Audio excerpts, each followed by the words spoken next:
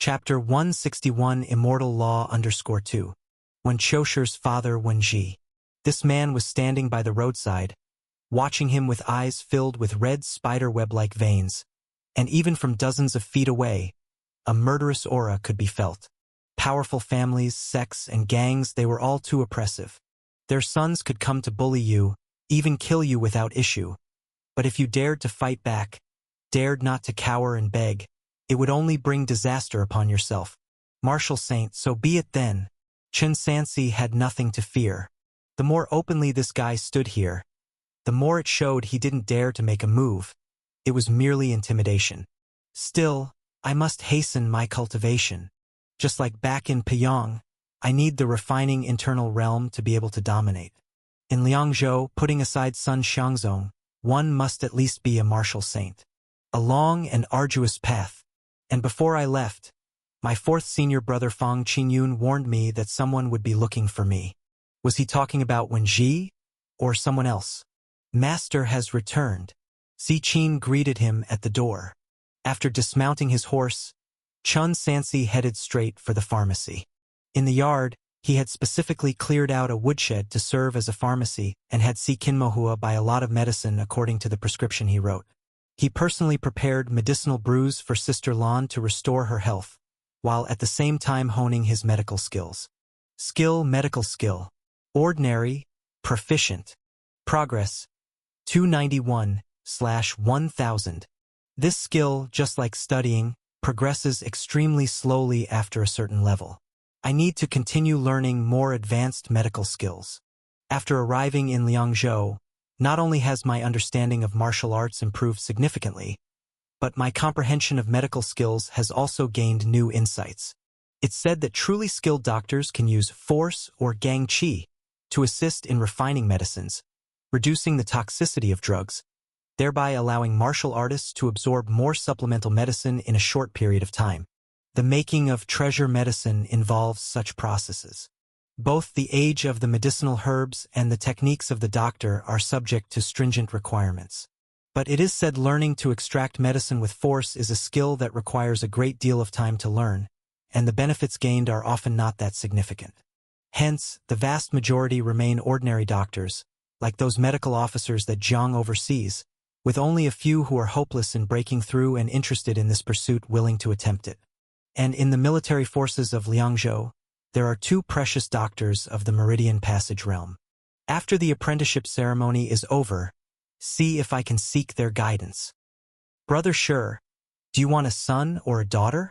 Lying in bed at night, Gu Xinlan embraced the man's arm and whispered, I want them all. Chen Sansi replied, At least one son and one daughter, right? Gu Xinlan asked, What if it's always boys or always girls? Then we'll just have a few more. I'm not a breeding mother. Brother Shi, where are you putting your hand? I'm pregnant. We can't. Have you forgotten? I know. I'm not doing anything. Thud. Ah! A shriek suddenly sounded from the front yard. Sikin. Chen Sansi grabbed his bow and arrows from the wall and the long spear from the corner and rushed out. What happened? Master there. There's someone. Si Qin's voice trembled as she pointed up at the eaves. Someone was standing up there, throwing things into the yard just now. Bang! Empowered by the blood of the dragon elephant, combined with light as a feather, Chen Sansi leaped onto the roof and from afar saw a figure darting away into the night. He checked his arrow bag at his waist for whistling arrows and then took off in pursuit. Liangzhou had recently suffered so many deaths, so naturally, it was on high alert. No matter the cultivation realm of the person ahead, as long as he shot a whistling arrow into the sky, there would immediately be a large group of city guard army coming to encircle and suppress. Chen Sansi's speed was no slower than the other parties, but since his opponent had a significant lead, maintaining a distance of several hundred steps, and was very familiar with the layout of Liangzhou City, he quickly disappeared without a trace around a corner. Who's there? He stood on the roof, lost in thought. It didn't seem like the witch god sect, but then who could it be? Chao Fan and his group? That didn't seem likely either. This person was skilled in Qinggong and probably deliberately let Si Qin discover him. After being exposed, He didn't harm anyone, suggesting no ill intent, but trespassing into someone's home uninvited and with unknown identity is a great offense. They're here. With his wife still at home, Chun Sansi didn't dare to chase too far and was about to return when another figure appeared under the moonlight. Manor Master Wenji of Moon Splitting Mountain Villa came flying with a black-clothed person in tow. You! Chun Sansi looked at the black-clothed person, then at Wenji, and quickly understood. This rival martial saint seemed to be guarding his door, acting as a bodyguard. You can't die right now. If you die, the one surnamed son will come after me. Wenji spoke with eyes reddish-purple and his teeth clattering fiercely. Not long after returning with his son's body, he heard the outcome of the selected point and felt a wave of despair in his heart. A true disciple meant it would be even less possible to act rashly, especially at this critical juncture. Or to put it another way, anyone could kill Chun Sansi, but he could not, at least not recently. Chun Sansi momentarily didn't know what to say. Was the supervisor's deterrence this powerful? Indeed, the death of Ning Chongquan was witnessed by hundreds of thousands. Blood refiners might not be so fearful, but the martial saints certainly were, and very much so. The two descended from the roof to the ground. When Ji pointed at the black-clothed person, his voice trembling with anger, "Why does he want to kill you?" "I don't know," Chun Sansi candidly replied. "You don't know? Just how many people have you offended?" When Ji slapped the black-clothed person, who spat out blood, wailing in pain. Chapter 162 Immortal Law _3. Only then did his heart feel a bit relieved. This man, with merely the refining internal organs perfection and seriously injured by me, what should I do with him next? Shall I kill him or hand him over to you? After pondering for a moment, Chun Sansi said, "Hand him over to me." Humph! When Ji, as if tossing out trash, threw the half-dead man in black over.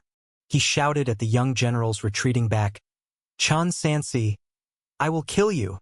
Master One. Chun Sansi stopped in his tracks and suddenly said, "Do you feel wronged?" When Ji was taken aback.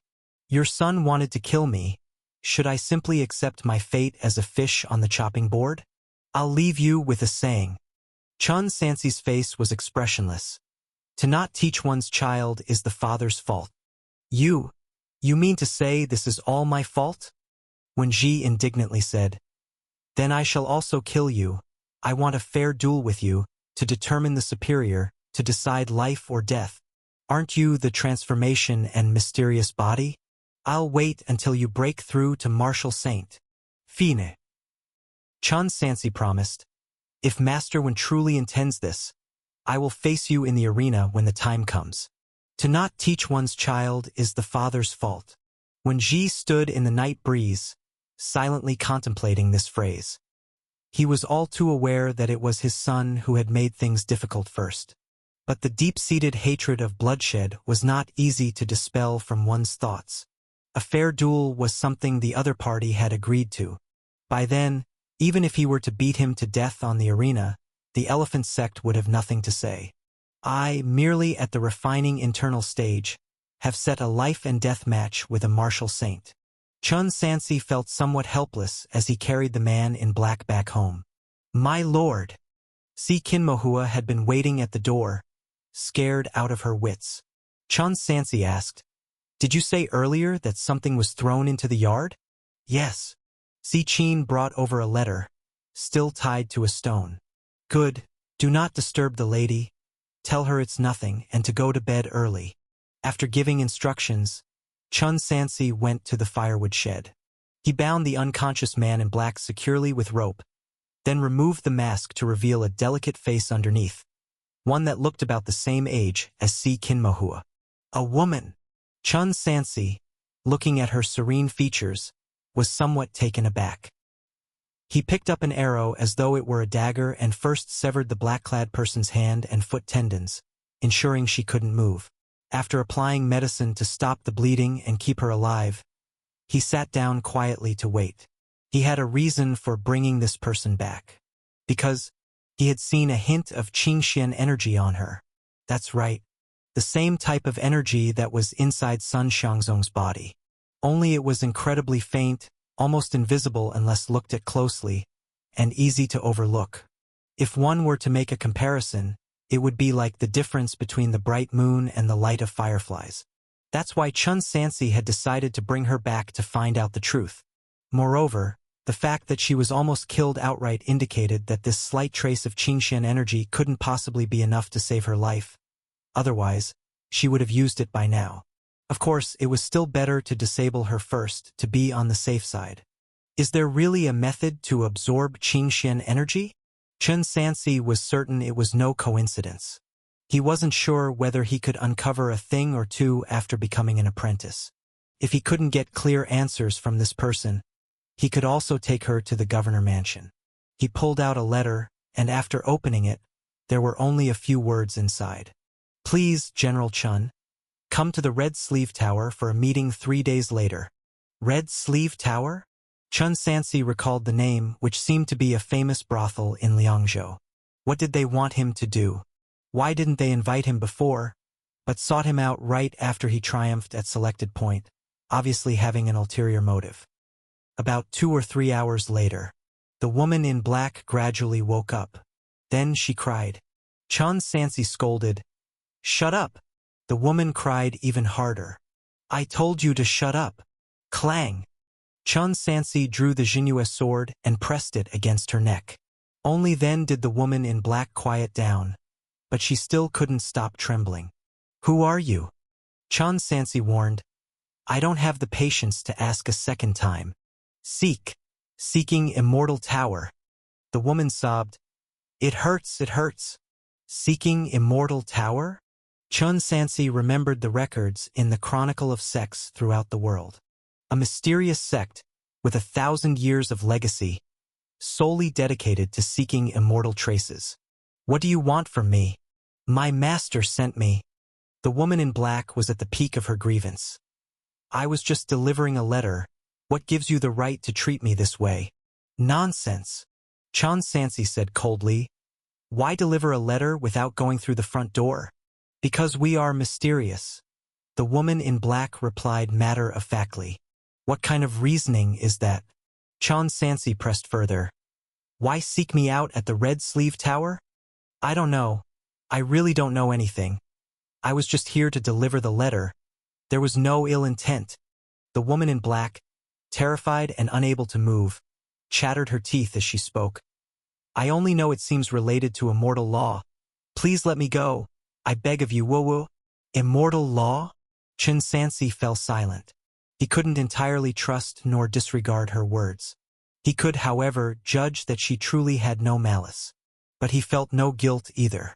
What kind of good person would visit one's house, choosing to come in the dead of night and donned in night-traveling clothes? Not being directly killed by Marshal Saint Wenji was already lucky. Having her hands and feet tendons cut was only a minor punishment for the affront, and it was on the lighter side. Otherwise, his home might indeed turn into a marketplace in the future. Besides, if this girl truly belonged to the Seeking Immortal Tower, such injuries were definitely curable for them.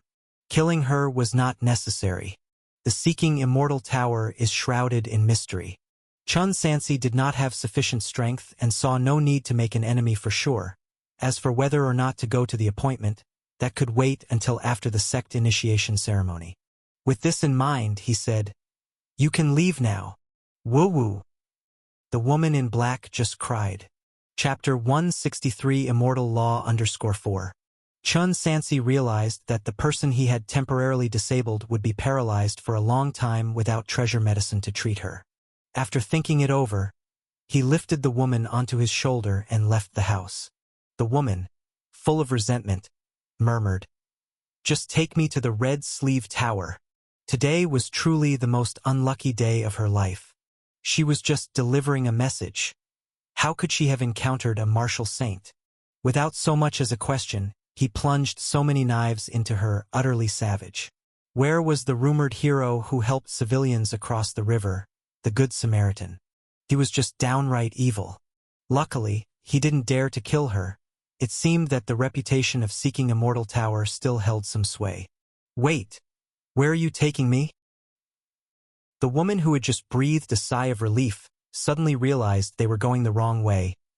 This isn't the way to the Red Sleeve Tower.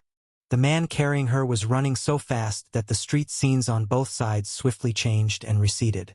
About half an hour later, a mansion appeared in front of them, with 3 big characters written on the black plaque above the door. Governor Mansion. Sun Xiangzong's private residence. It was the crack of dawn, with the sky just beginning to brighten in the east. Surprisingly, for someone who was the first person over military and political affairs in the Northern Territory during wartime, there were no patrolling soldiers and not even a gatekeeper at the front gate, just 2 enormous stone lions. What are you going to do? The woman struggled desperately. Let me go! Let me go! You bastard! Bastard! Chun Sansi had originally planned to just drop her on the street. But then he thought better of it and decided to take her to the Governor Mansion. Although he didn't kill her, he had caused her grave injury inflicted by Wenji, which was an offense nonetheless. Who knew if she might retaliate? Furthermore, since Seeking Immortal Tower had sought him out after the selected point, it certainly had something to do with Sun Xiangzong, not to mention the Qingxian energy. He feared the situation was too complex for someone of his mere refining internal achievement to handle. Besides, it was something that couldn't be hidden. If only 2 people knew, it could be manageable, but even Master Wen had seen her. It was never a secret in the first place. Bang! Bang! Bang! Chun Sansi knocked on the door. After a long while, a servant came to open the door, yawning and groggily asking, "Who is it? Who are you looking for?" "I am Chun Sansi." Chun Sansi introduced himself. "I need to see the Lord Governor." "Oh, Mr. Chun. Please wait a moment." The servant obviously had heard of this year's champion leader from the selected point. He went inside to notify his master. After about the time it takes to drink a cup of tea, the servant returned with a wheelchair. "Junior brother, Master is still resting. Whatever it is, you can tell me."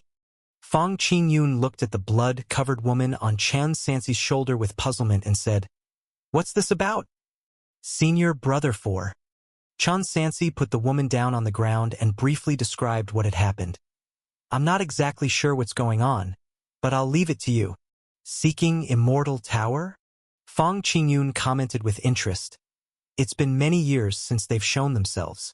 I didn't expect them to come to you so quickly. Junior brother, you need not worry about it anymore. Leave her here, and they won't dare to come for you again. Master has been quite busy and won't be able to see you for now. Let's wait until after the admittance ceremony." "Thank you, Senior brother for." Chun Sansi bowed in gratitude and took his leave.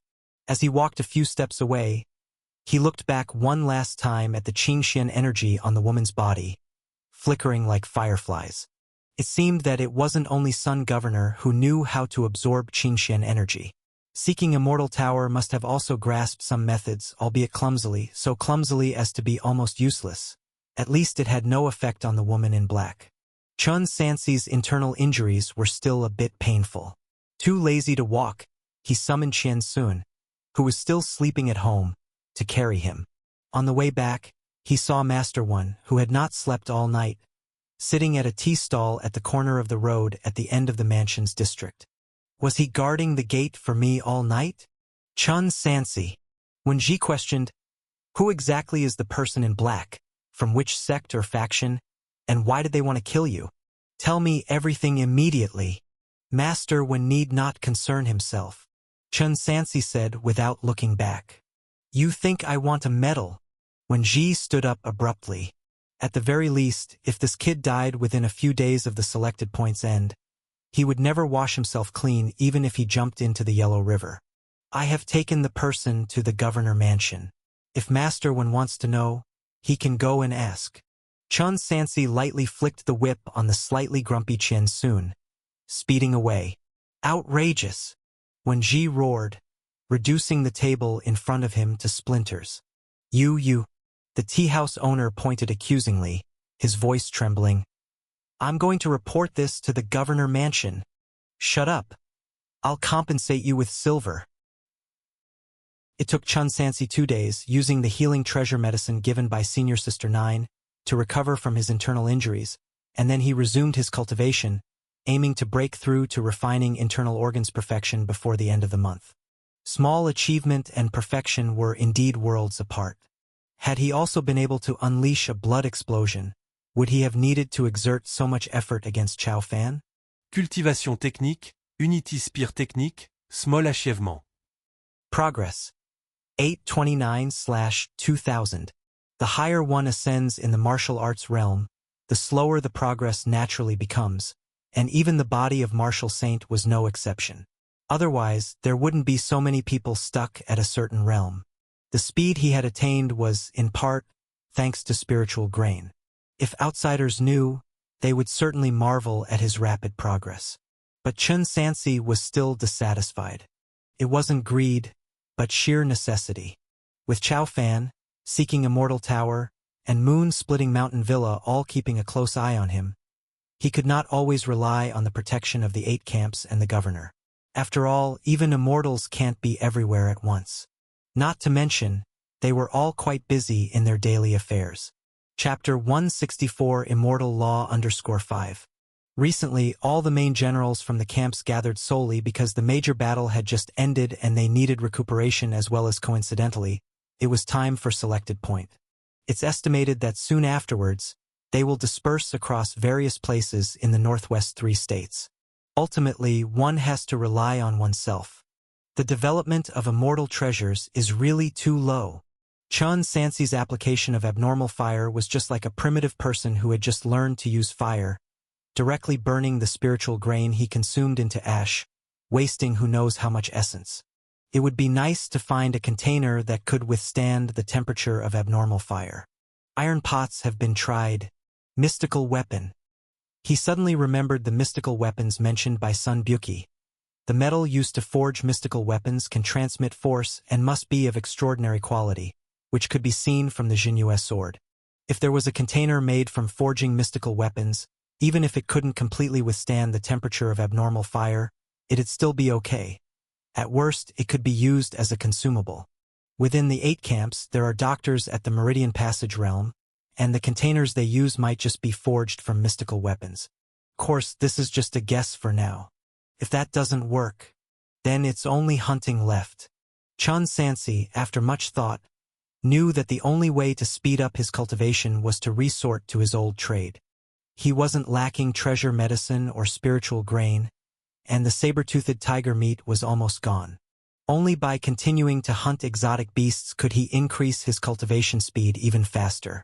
It was a good opportunity to figure out if there was any connection between the black qi in the mountainous poisonous beasts and Zhang Huaimin, which might also involve some kind of immortal law and seemed even more exaggerated in terms of expressiveness.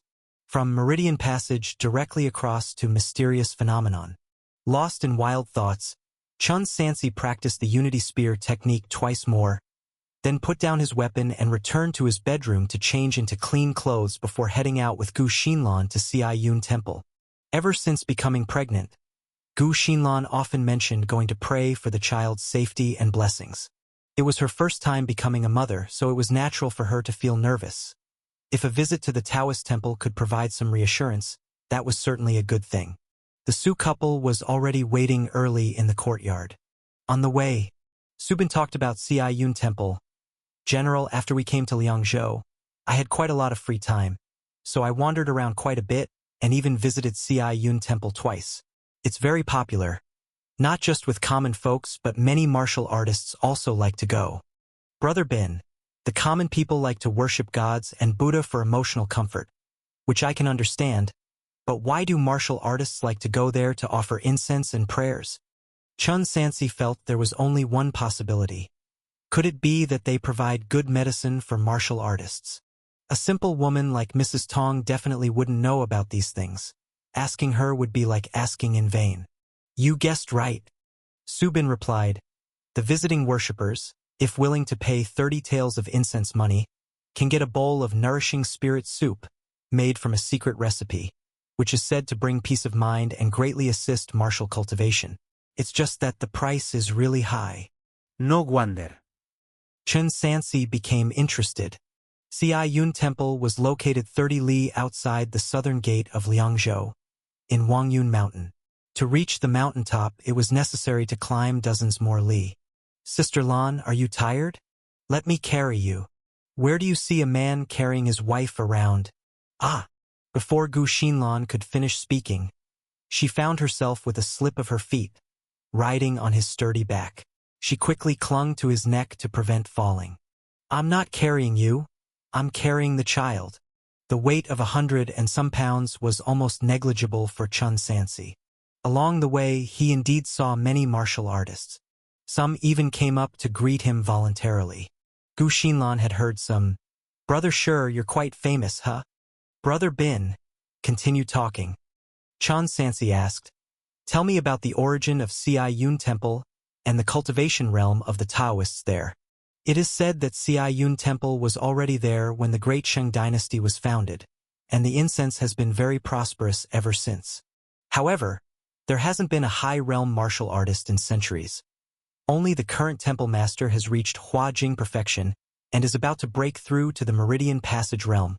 Su Bin explained, the highest others have reached is just Huajing, so Yun Temple has always been considered a third-rate sect, unless one is a local, otherwise, they might not have even heard of it. In summary, they have excellent skills but no masters. Of course, for the current Chun Sansi, Huajing or Meridian Passage would still count as a master. When they reached the gate, a middle-aged man dressed in a white robe came to greet them. Mr. Chun, congratulations, taking the title of champion leader at selected point, and soon to be taken as a disciple by Supervisor Sun. Your future is limitless. Chun Sansi recalled this man who stood with Wen Ji at that time. He politely clasped his hands and said, "Are you Sect Master Shao of the Tongxian Sword Sect? I've been disrespectful." Even an esteemed martial saint had come personally. The benefits of this medicine must be significant. You're too courteous. How can I, a common man, accept such respect from an imperial officer? Xiao Yujing laughed. Mr. Chun, are you also here for the nourishing spirit soup? Exactly. Chun Sansi candidly replied. Even Sect Master Shao has come personally. The effects must indeed be extraordinary. Hee, the nourishing spirit soup truly is a fine item. After drinking it, it really calms the mind and soul. It's the only such medicine in all of Liangzhou. Xiao Yujing made a welcoming gesture. Please follow me, Mr. Chun. You will know once you try it. Chun Sansi looked towards the main hall. Don't we need to offer incense first? It's also fine to offer incense when we leave. Xiao Yujing smiled and said, the supervisor Qiu Mingzi is just next door in the pharmacy brewing the nourishing spirit soup. The timing is just right to head over now. Otherwise, you'll have to wait several more hours. Chapter 165 Immortal Law _6. With that, I thank you, Senior. Chun Sansi signaled Su Bin and the others to follow. The group crossed the gate and made their way eastward, arriving at a separate courtyard, where they saw numerous medicinal herbs laid out to dry and Qiu Mingzi tending to a medicine brewing over the furnace. In front of him was a dark silver cauldron situated atop a specially made stove. The roaring flames were so powerful they nearly engulfed the entire cauldron. Qiu Mingzi's hands emitted a strength invisible to the naked eye, forcefully dividing the flames before systematically striking the cauldron, emitting a humming sound that resonated dully. Power-quenching medicine? Chun Sansi hadn't expected to witness it here first. Mr. Chun is also familiar with this. Xiao Yujing remarked, this is truly a skillful craft. Even for me, to truly learn it would consume a great amount of time, and that cauldron itself is made of the mystical steel used to forge mystical weapons, worth 3,000 taels. While they talked, Qiu Mingzi let out a loud shout and suddenly slapped the top of the cauldron, creating a sound like that of a gong.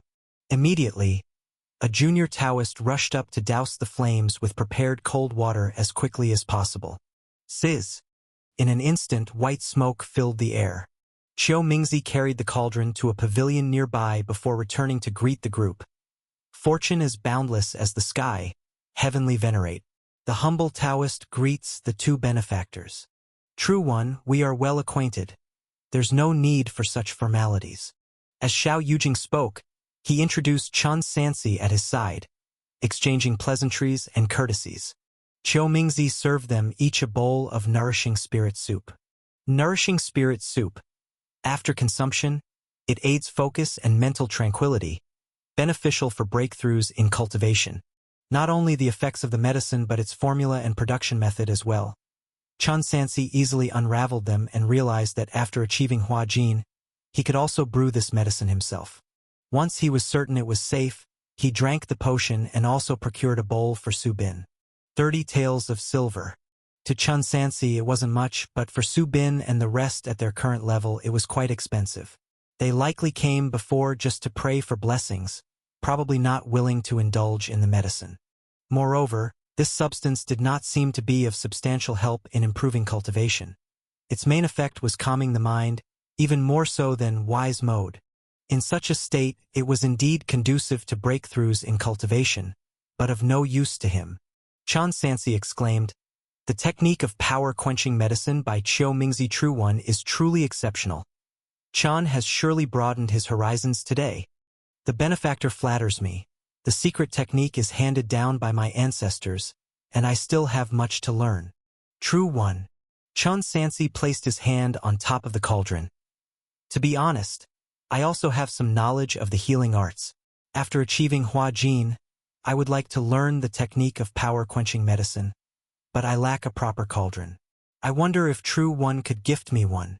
Oh, I will pay my respects to the ancestors with 5,000 taels of incense money. How can I refuse such sincerity from the benefactor?" Qiu Mingzi immediately replied, "Indeed, there are a few cauldrons in Furnace Tripod Temple. Before descending the mountain, I will have someone deliver one to Mr. Chen." "I am grateful, True One." Chen Sansi caressed the cauldron, feeling its extraordinary texture and wondering if it could truly withstand the burning of abnormal fire. "It doesn't matter. Just 5,000 taels of silver." Does Mr. Chen find the nourishing spirit soup disappointing, thinking it's just SOSO? Xiao Yujing seemed to guess his thoughts. This thing is indeed beneficial, but it contributes very little to the advancement of cultivation. What we seek is tranquility of mind. Only with a calm heart can we have epiphanies. Ah! Speaking of which, it's been over a decade since Xiao broke through to the Martial Saint realm. But even now, I have not touched upon a higher threshold, which makes me even more eager to break through via insights into my mental state. Ci Yun Temple organizes a preaching conference once a month, attended by many martial artists from Liangzhou State. These recent years of listening have been greatly beneficial to Xiao. If I persist, perhaps one day I will comprehend the Tao.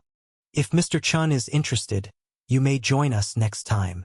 Chen Sansi understood the other's mentality. If the normal path is blocked, it's natural to seek alternatives. "I truly envy Mr. Chen," Xiao Yujing lamented. "At such a young age, you've become a true disciple of Supervisor Sun, someone whom all martial saints aspire to in their lifetime. In the future, Mr. Chen is very likely to see a much larger world." Chen Sansi said, "Sect Master Xiao, I have not yet formally begun my entry-level training. Currently, I am still refining internal. How could I dare to hope for such things?"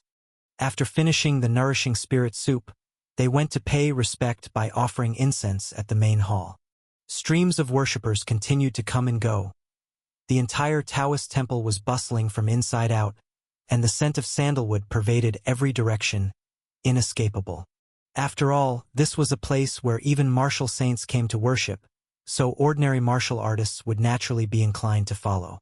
With these distinguished individuals participating, commoners naturally believed in its efficacy. Inside the main hall was a statue of the Heavenly Venerate to whom all worshippers paid their respects. The Heavenly Venerate of unlimited salvation from distress and hardship. His name was similar to those of the deities from Chen Sansi's past life, and although they were not the same, there was a sense of a shared essence. Gu Xinlan had already prepared the offerings, and the incense money was arranged beforehand at the entrance. After lighting 3 sticks of sandalwood, she bowed deeply in front of the divine statue, then followed the ritual. Center, then left, right, ensuring the incense was at an even height, and ended with 3 prostrating bows. It was at this moment A faint wisp of purple energy emerged from the top of Gu Xinlan's head, drifting towards an incense burner in front of the offering table. The burner absorbed the energy and burst forth with dazzling purple light, which subsided shortly thereafter. Chun Sansi's pupils trembled violently. He looked around. Others were the same. Every sincere worshipper generated a wisp of purple energy that floated serenely into the incense burner. What was this? Incense energy? Ever since learning of the immortal law above the martial saint realm, Chun Sansi was quite receptive to new phenomena and was not overly shocked to see the incense energy. But the question was, wasn't incense meant to be offered to the divine statue? Why? Was it absorbed into the burner on the offering table? Chapter 166. Teaching Spells. Incense. Incense burner. Heavenly purple energy. For a moment, Chun Sansi felt somewhat unsure of how to assess the situation. Setting aside the matter of the incense energy still present in the world, the main question was why an establishment as small as Ci Yun Temple would possess a treasure capable of gathering purple energy? What was it used for? If it was for enhancing cultivation, how come there was only one at Hua Jin Perfection? Assuming the temple master who traveled outside was in the Meridian Passage realm, wasn't that still too low? After analyzing, there were only two possibilities. Either the incense had just started being collected recently, just like Chun Sansi, who held the immortal treasure, but due to the short time, had not yet achieved a high level in the martial arts realm. Or the burner wasn't theirs to begin with. Not everyone knew Qi observation skill, or had a way to sense the different energies of heaven and earth. For this reason, even if the incense burner was here consuming the incense, the Taoists of Ci Yun Temple might have no idea about it. As to which possibility it could be, it remained unknown. Chun Sansi scrutinized carefully. The bronze incense burner's surface was unexpectedly engraved with unknown ferocious beasts, mouths wide open, greedily consuming the incense that should belong to the divine statue, eerie, greedy, unworldly. This thing could likely withstand the abnormal fire. His heart was moved, but ultimately it wasn't his possession. If Ci Yun Temple knew of the incense matter, then they would definitely not sell it. If they didn't know, who was collecting the incense from behind the scenes? It was better not to try anything lightly without absolute certainty of remaining undetected. Moreover, the most important point was that Ci Yun Temple had not provoked him, so why take something that belonged to someone else? Mixed thoughts mingled, eventually all suppressed. He would make do with the mystical weapon furnace for now. Perhaps it would work. Brother Sure, come offer a prayer too. Gu Xinlan beckoned. It's good for the child. Yes, Mr. Chun. Xiao Yujing stood up after offering prayers. The immortal path is profound. We must be sincere to have a chance in the future. Chun Sansi did not refuse. If he did not pray at this time, it would appear odd. Through the Qi observation skill, he was in an active position. If someone observant noted anything unusual, he would be at a disadvantage. He didn't act pretentious and performed the incense offering. However, not a wisp of purple energy flowed from him. He had never believed in deities or Buddha. That wasn't a problem. There were many insincere people at the scene. Some bowed their heads with thuds, but no purple energy appeared. After offering prayers to the divine statue, Chun Sansi and his wife descended the mountain, not forgetting to take the mystical weapon furnace, and told the young Taoist to collect the silver note from Chan Mansion later. 5,000 taels of silver notes. Such a large amount. He wouldn't carry it around aimlessly. Xiao Yujing said, Mr. Chen, if you are interested at the end of the month, you can come to listen to real person Xiao Mingzi speak about the Tao. It might help you in the future. Master Xiao has personally extended an invitation. Naturally, I must attend. Chun Sansi did not refuse. He was very interested in the matter of the incense. Getting more excuses to visit might lead to new discoveries. On the way home, Chen Sun came to escort. Chun Sansi held Sister Lan in his embrace. Chen Sun, apparently aware that the lady of the house was pregnant, moved with extra stability. Passing through a bustling street, the big characters of Red Sleeve Tower were particularly striking. The 6-story building, apart from the last one, had dazzling women throwing flirty glances toward him, truly a tower full of beckoning red sleeves. "Oh, has it just been a few days, Brother Sure?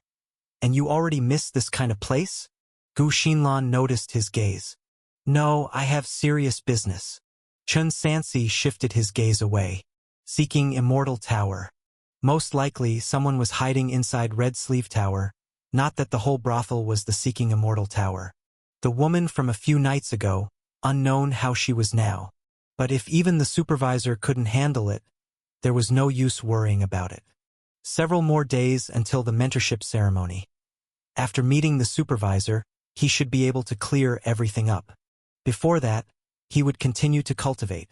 Whether the mystical weapon furnace could withstand the abnormal fire needed to be slowly discovered. Any major commotion at home not being noticed would be strange. For 4 days straight, Chun Sansi spent most of his time practicing martial arts besides accompanying his wife.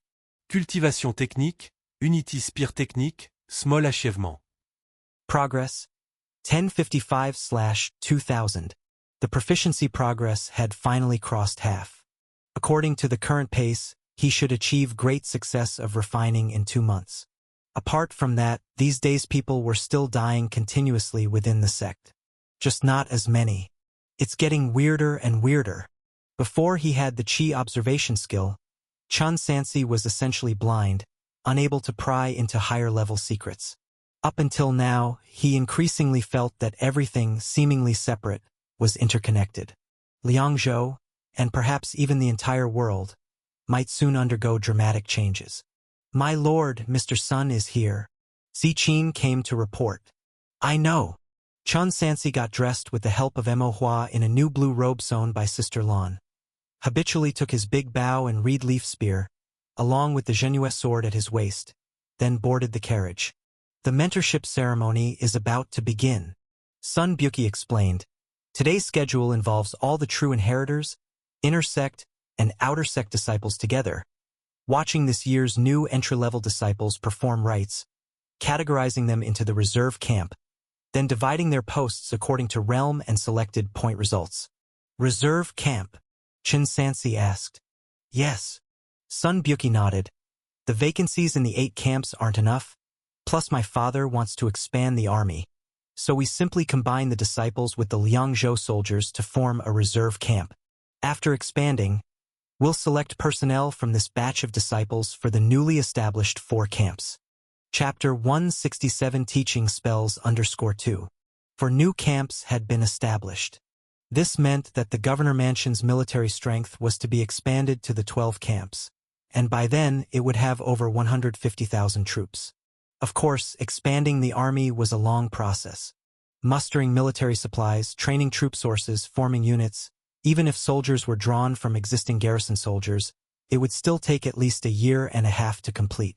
Upon arriving at the military city, starting from the entrance, there were warriors in armor and armed with sharp weapons lined up in neat rows, their spears, axes, and halberds forming a path leading to the ceremony. The number of people participating in the mentorship ceremony was large, but it was actually not extravagant.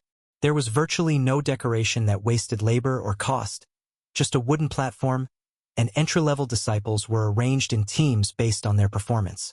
Due to the large number of people, there were also not many complicated rituals. More than 100 people drank down a bowl of wine at the same time, and that was considered the completion of the mentorship ceremony. Next came the assignment of duties. The duty system in the camp soldiers was quite different from the garrison system, and relatively more complex. To summarize briefly, the reserve camp had a total of 12,000 people.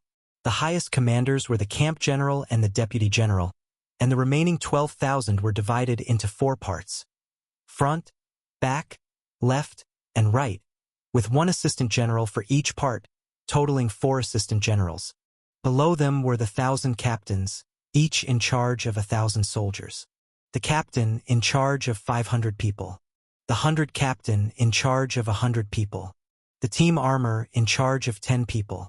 For the regular 8 camps, one needed to have reached Huajin to be 1,000 captain, Meridian Passage to be an assistant general, and Profound Image Realm to be a main general, whereas a deputy general could either be in the profound image or the great perfection stage of the meridian passage realm. The reserve camp, as it was temporarily assembled from a selection of soldiers and also meant to provide practice opportunities for selected spear generals, was generally one rank lower. Chun Sansi was given the position of thousand captain, which corresponded exactly with his rank of general of martial virtue of the 5th class. Inner sect disciples were also generally thousand captains. Chao Fan, Lu Shuhua, Yen Changqing, Bai Thingji, Xie Sishu, and so on. When Choshi had died, someone else replaced his position. Tang Inca's wounds were not going to heal anytime soon, and he also hadn't come over temporarily. Chun Sansi's troop sources were quite complicated. 400 of them were brought from Payang, while the other 600 were garrison soldiers from Yu State, Liangzhou, and Yen State, a real mixed bag. Fortunately, they did not need to start training from scratch as they all had complete systems in place. They only needed to gradually familiarize themselves and possibly replace a significant portion of people in the future. Grant the armor. Fang Qingyun personally came down to distribute the armor to each individual. Every thousand captain received a set of lock armor, whose material quality was far superior to that of the standard garrison armor, essentially covering the entire body. Coupled with the martial artist's own defensive power, it could effectively withstand attacks from low-level martial artists. Of course, one couldn't rely solely on the armor. Human power was limitless. The higher the realm, the greater the destructive power. Ordinary armor simply couldn't withstand it unless it was made of black iron or heavy armor, some of which could even resist some forces in Gangqi, but the cost was so high that generally only assistant generals and above could be equipped with it. There were also a few camps with a small number of black armor, heavy infantry, and heavy cavalry, but these were the elite of the elite with extremely high production costs, and they would not be used until critical moments.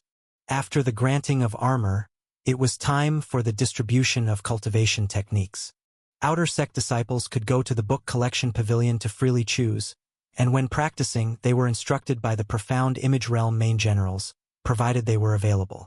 Inner sect disciples, on the other hand, were presented with cultivation techniques specially selected by Sun Xiangzong according to their characteristics. Any confusions they had during their cultivation could be written and sent to the governor mansion, and all would be replied to one by one. If they were at a breakthrough point, they would even be called to the mansion for personal guidance. As for direct transmission, it was not taught here, but after the mentorship ceremony ended, they would go to the governor mansion for a one-on-one talk. The treatment for each level was vastly different. It wasn't intentional discrimination, but rather that it was impossible to personally teach over 100 people. One simply couldn't manage, not to mention there were also numerous military and administrative duties to be dealt with. Fang Qingyun said leisurely, "Beside these, every inner sect disciple can also go to the arsenal to select and receive one mystical weapon, and outer sect disciples, upon breaking through their realm or achieving military merits, can likewise exchange for a mystical weapon." General Fang, a strongly built inner sect disciple, spoke up, his voice full of unwillingness. "Is there anything else you haven't announced? Don't play favorites with Brother Qin." "I was just about to say, don't rush." Fang Qingyun nodded. "Lastly, all disciples, whether inner or outer sect, as long as they are rated as Class A root bone during the bone testing stage, will have the opportunity to advance to true disciple within 3 years. The promotion requirements are also simple. As long as you can surpass a true disciple by 2 minor realms and also excel in military achievements, you can challenge him again in half a year, fight him in the platform, and he cannot refuse. After success, you will take his place and become a true disciple. His resources will also be transferred to you. Therefore, failing in selected spear is temporary. Don't be discouraged, my fellow disciples. Keep motivating yourselves. This is an army, not a sect. After all, everything here speaks through strength.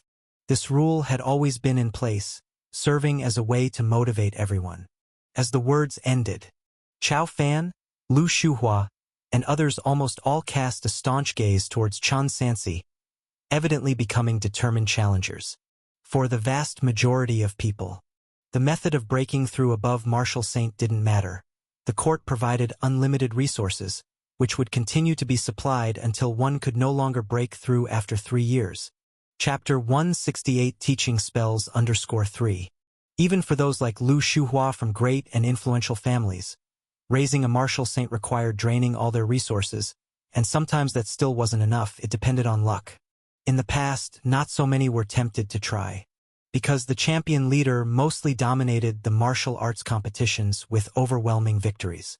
But this year was different.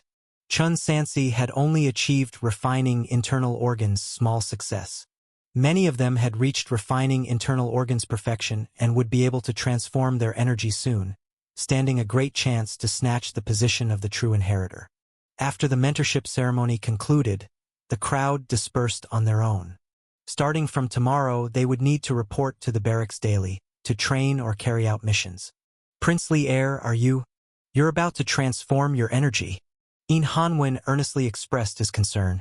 Princely heir, you've shared with me that the complete Golden Crow Heavenly Dragon Saber technique can elevate your realm faster, but it damages the body.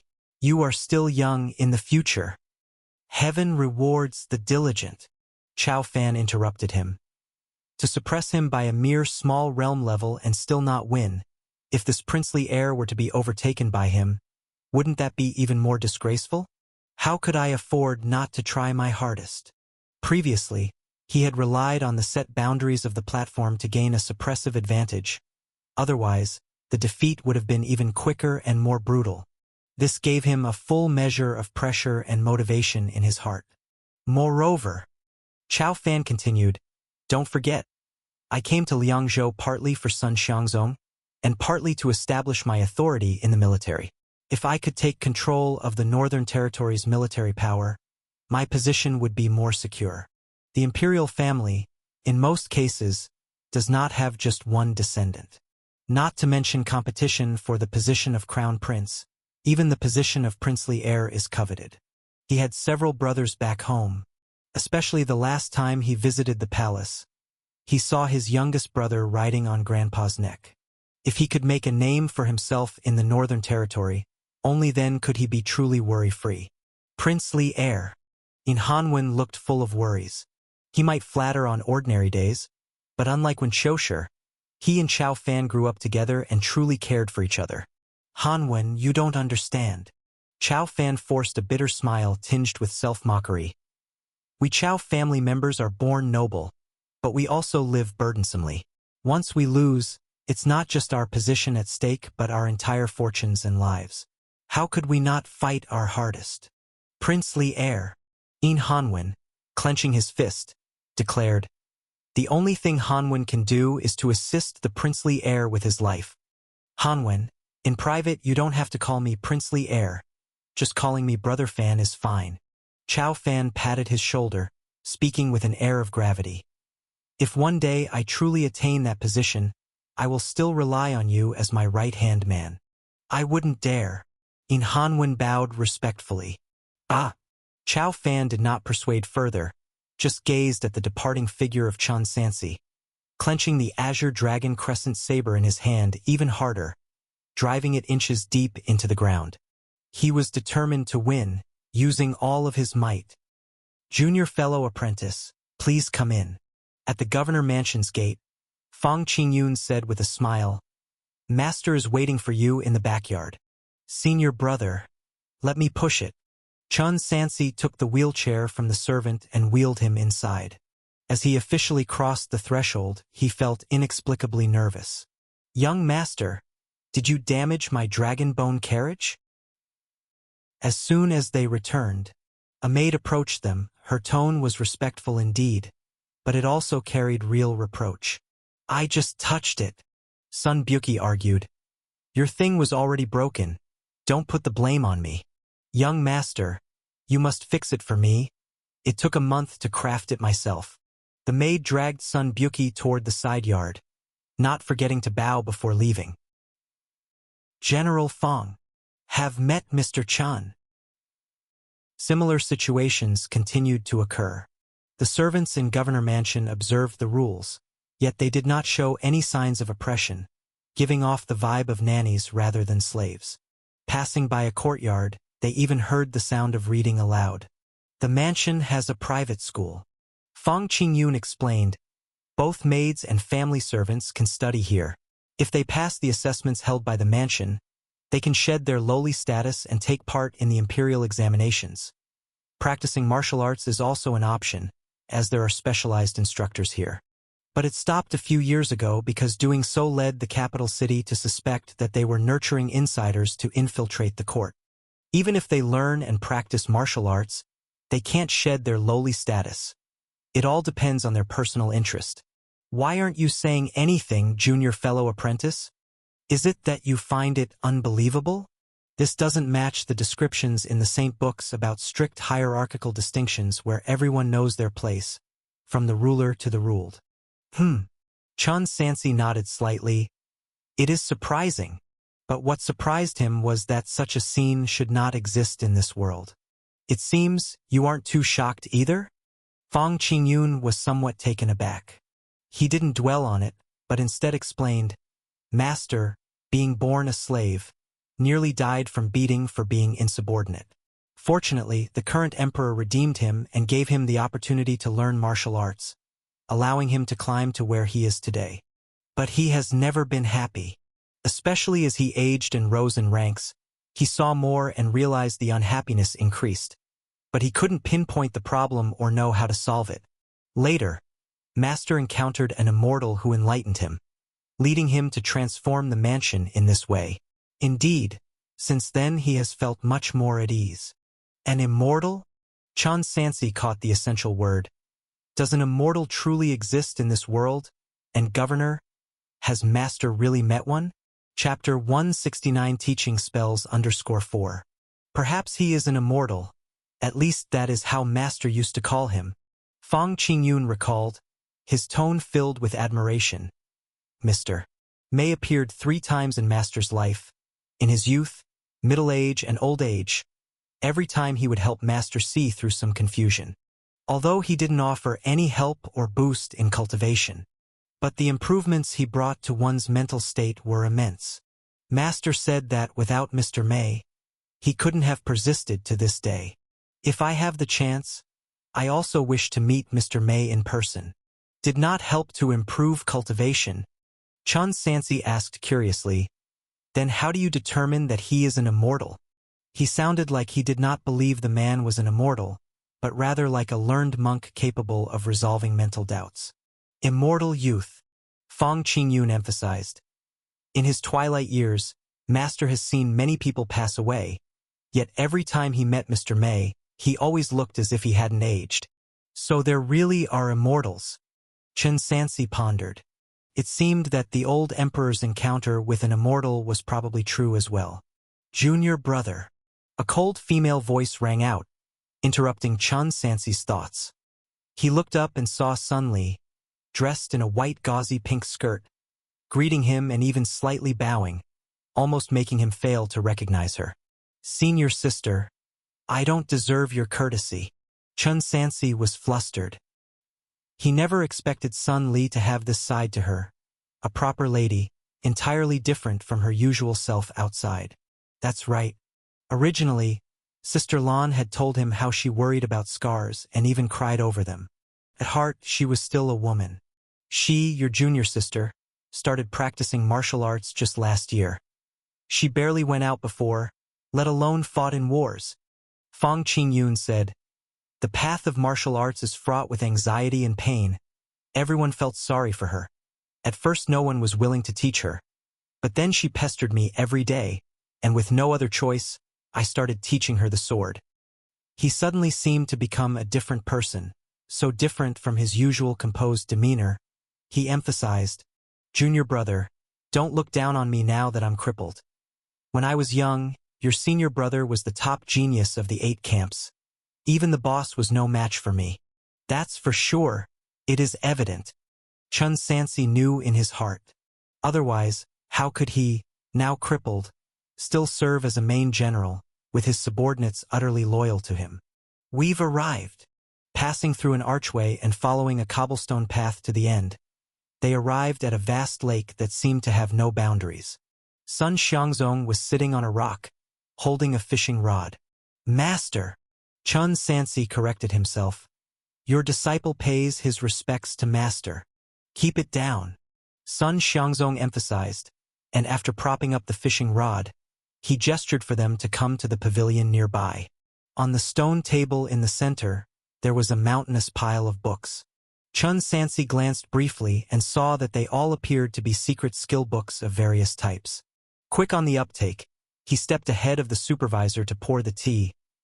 Master, please have some tea. Out of both sentiment and principle, pouring tea was the right thing to do. Ignoring the fact that he was a master, he also had saved his life.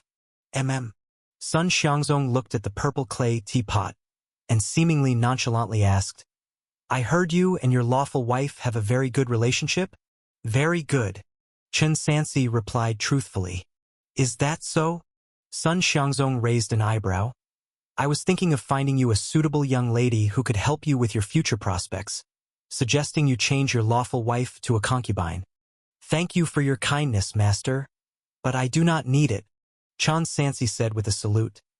My wife has been with me since the days I couldn't afford food. If I were to cast her aside now that I have achieved a little success, wouldn't I be ungrateful and heartless? As he spoke, he slowly realized something was amiss. Why did they start with this topic? Good, good. Sun Xiangzong held his teacup, his face expressionless, then abruptly changed the subject. Did the people from Seeking Immortal Tower look for you? Indeed. They even arranged to meet me at the Red Sleeve Tower. Chun Sansi had been meaning to ask. I'm not sure how Master dealt with them. Let them go. Fong Qingyun took the conversation. Junior brother, if you want to see them, you can visit Red Sleeve Tower. They won't hurt you, and they might even provide you with some benefits. Good. Chun Sansi noted it down. Let's talk business now. Sun Xiangzong took a couple of sips of tea. Child, tell me, why did you beg me to take you as a disciple? Initially, it was to avoid being bullied. Chun Sansi replied without hesitation. Now, I want to go further along the path of martial arts. There's a rumor that Master has the immortal law, and if I have the opportunity, I would like to learn it too. Sun Xiangzong and Fong Qingyun exchanged a glance and simultaneously began to laugh. Good lad. Quite straightforward. Not like some people whose hearts clearly want benefits while their mouths spout only about righteousness. I get so annoyed listening to them. If you want to learn something, just say it. What's the point of beating around the bush? Sun Xiangzong then asked. So I ask you, if one day you really reach great heights, what will you do? I don't know. Chun Sansi said candidly. I haven't thought about it. Haven't thought about it. Yes, when I was your age, I hadn't thought about it either. That's a tough question for you. Sun Xiangzong asked further. What do you think is your biggest flaw? Chun Sansi pondered. Amorous, I guess. The hand holding the teacup belonging to Sun Xiangzong shook slightly. Master. Fong Qingyun began explaining. It's quite normal for a young man to have strong desires. After all, a fair lady is a gentleman's good match. When I was young, wasn't I dashing and romantic, and didn't I also cause trouble for you, master? Shut up.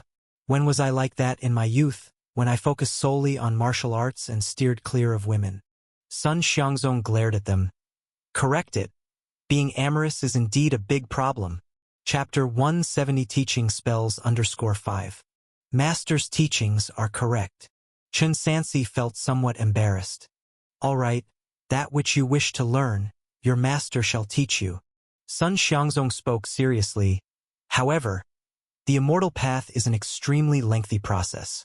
You should first concentrate on polishing your martial arts. I will give you 3 years. After you have reached the level of martial saint, I will naturally lead you onto the path. 3 years. Chun Sansi pondered. Master, isn't that a bit too hasty? You have only this much time. If it really doesn't work out, we'll speak of it when the time comes.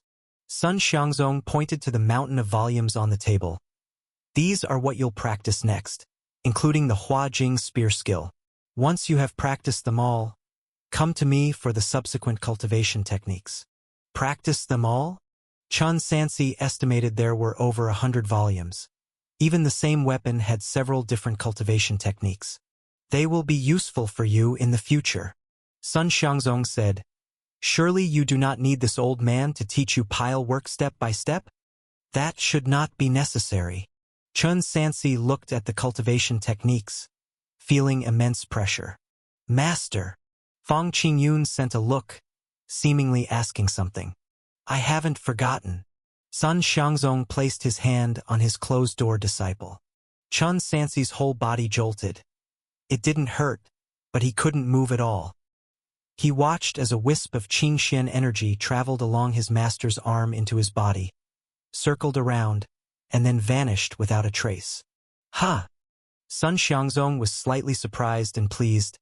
"The fourth one, he's actually quite capable, just like you. Congratulations, little brother." Fang Qingyun smiled. "Like this, you have two paths to follow." "Two paths?" Chun Sansi was perplexed. "Master, what exactly do they refer to?" "The other path is the one taken by His Majesty. The magic skills are in his hands. He wouldn't freely give them to others. Even the Crown Prince has not seen them, so you needn't even think about it." Sun Xiangzong waved his hand. "However, there is a small immortal technique you can try practicing." Immortal technique. Chun Sansi couldn't hide his anticipation. Fang Qingyun pulled out a yellowed, damaged scroll along with a volume from his bosom. "Your fourth senior brother ended up like this fighting over these things." Sun Xiangzong added, "Don't get too excited, though. On one hand, it's very difficult to practice. On the other hand, the things you need for it I no longer have in my possession." Chun Sansi recalled Wang Zhi mentioning it. That year Fang Qingyun disappeared, and when he returned, his legs were paralyzed, and his cultivation was gone. Was it because he was searching for treasure? He took the volume and the damaged scroll. The writing on the damaged scroll was exotic and strange, like talisman painting, completely incomprehensible. The other volume seemed to be a dictionary for translating the mysterious script, seemingly handwritten by Fang Qingyun himself. Upon comparison, the damaged scroll contained spell. This was actually a spell. Once mastered, it could kill with a snap of the fingers. "How do I explain it to you?" Fang Qingyun held his forehead. Practicing immortal technique requires a specific resource, which you can think of as treasure medicine. Without it, it's absolutely impossible to succeed.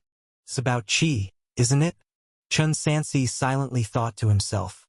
Neither his master nor his senior brother knew he possessed the qi observation skill, nor could he explain it himself. But it's likely about the Qingxian energy inside his master. 3 years, then. Sun Xiangzong spoke pensively. "Within 3 years, I will find you the resources. Before then, you try your best. If you succeed, it's good. If not, it doesn't matter. As for the people from Seeking Immortal Tower, you can meet with them. They might have some." Within 3 years, does he mean to find Qingxian energy? Chun Sansi gave a salute. "Thank you, Master. Little junior brother, you can only read it here. You are not allowed to take it away," Fang Qingyun said seriously. "All right." Chun Sansi sat down in the pavilion and began to read earnestly. He finally understood what Qingxian energy was. Spiritual energy. Whether practicing the immortal path or spells, spiritual energy is an indispensable source of power. But for some reason, there was none in this world. At least Chun Sansi hadn't found any so far. And the full name of this technique was simply and crudely called Sword Qi Technique, absorbing spiritual energy through the meridians and releasing it in a special way to transform it into an attack. It was also mentioned above. This was the lowest level of spell in the immortal path. Hence, even without formally starting the practice of immortal law, ordinary people could also practice it as long as their physique allowed. Since he had been given the material, it indicated that his physique was suitable. Chun Sansi was engrossed in reading. By afternoon, he finally understood the content, making sure to remember it all without any errors. Then he sat cross-legged and began trying to practice the Sword Qi technique. In an instant, it was as though a switch inside of him had been flipped, as if some foundation was connecting his meridians, beginning to draw Qingxian energy from the world around him. Meridians. Spiritual grain was also absorbed through the meridians. Everything was connected. Unfortunately, spiritual grain did not contain Qingxian energy. Neither did the world possess a hint of spiritual energy. Chun Sansi practiced according to the methods recorded on the damaged scroll. Chaotic and mixed energies formed whirlpools around his body, yet he failed to draw them inside. After a while, the meridians in his body started to hurt as if burned by fire, and he hurriedly stopped. His initial intention was just to record the method of cultivation. As recorded without Qingxian energy, success was impossible. Senior brother, I return these to you. Chun Sansi passed back the damaged scroll with both hands. Have you finished reading? Fong Qingyun put away the items and reminded him. Until now, only you, master, and I know about this. The other senior brothers, including sister and brother Buqi, are not aware. Chapter 171 Teaching Spells _6. So, you must not reveal even half a word to anyone. Otherwise it could bring fatal trouble upon yourself. Not even the master can protect you all the time. Do you understand? Senior brother. Rest assured, I remember. Chun Sansi turned his head and realized that the master had already gone back to fishing by the lake. He clasped his fists and said aloud, Thank you, master, for your teachings. After I return, I will diligently practice and strive to achieve something as soon as possible. You rascal! Sun Xiangzong was angry, his voice suppressed as he scolded. You scared away my fish, now scram. I'm sorry, master. Chun Sansi quickly fell silent. You may go.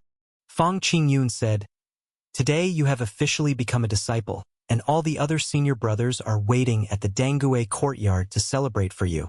Soon everyone will go their separate ways, and who knows when we will meet again. You better hurry. Okay. Chun Sansi packed hundreds of secret manuals into a bundle he had prepared in advance and carried it on his back. After bowing deeply again, he turned and left. Fong Qingyun, struggling, pushed his wheelchair to the lakeside. Master, have you really given all your secrets to the junior brother all at once, without further observation? Aren't you afraid of any mishap occurring? Distrust not those employed, suspect not those who use. I wage war this way, and I teach my disciples the same. Sun Xiangzong said solemnly. Besides, where is there so much time? A man who risks his life to help the common people cross the river first. How bad could he possibly turn out in the future? Fong Qingyun reminisced about the junior brother's attitude towards the treatment of the servants in the mansion. The junior brother's character is indeed good. Previously, he almost jumped in protest at seeing how we treated the servants, saying that the rights were collapsing. Nonsense! Sun Xiangzong unexpectedly flew into a rage. A lecher! He admitted it himself. How can I rest assured in entrusting my daughter to him? Let alone, he already has a wife. My daughter of Sun Xiangzong. Is she supposed to become a concubine for someone else? Master, your words are incorrect. Fong Qingyun countered. Should the junior brother agree to kick his wife to the curb in time of adversity before you really reconsider and scrutinize his character? Ah! Sun Xiangzong sighed. That Gu Xinlan? Have you checked on her? I have, but haven't cleared everything yet. Fong Qingyun said, One thing is certain. She is definitely not a descendant of criminals.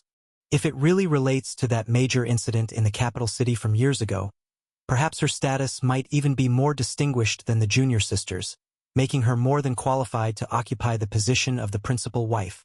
So, what do you suggest? Sun Xiangzong said, I only have this one daughter, and unfortunately, many people are just eyeing the connection with me.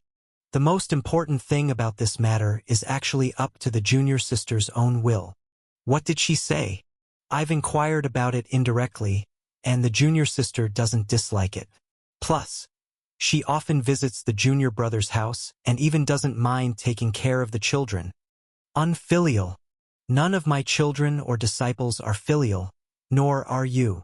Me? Fong Qingyun unhappily said. Master, please don't wrong me. Silence for now. Sun Xiangzong's expression tightened, and he hurriedly raised his fishing rod, only to pull up a clump of seaweed. which only added to his irritation. It's all your fault. And that Chen boy, with all his noise, you've scared off my fish too.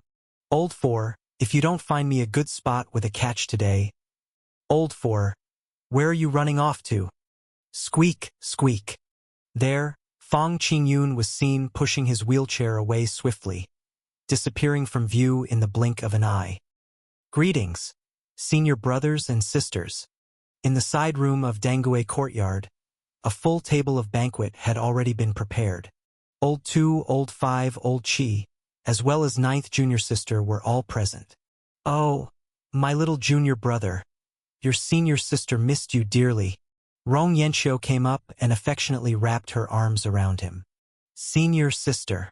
Chun Sansi couldn't escape and was pressed to sit next to her, acknowledged each of his senior brothers one by one, and shared a drink with each. Enough. Rong Yanxiu's hand was wrapped around Chun Sansi's neck. You several as senior brothers? Aren't you going to bring out the greeting gifts? Old 2, you start. Hee.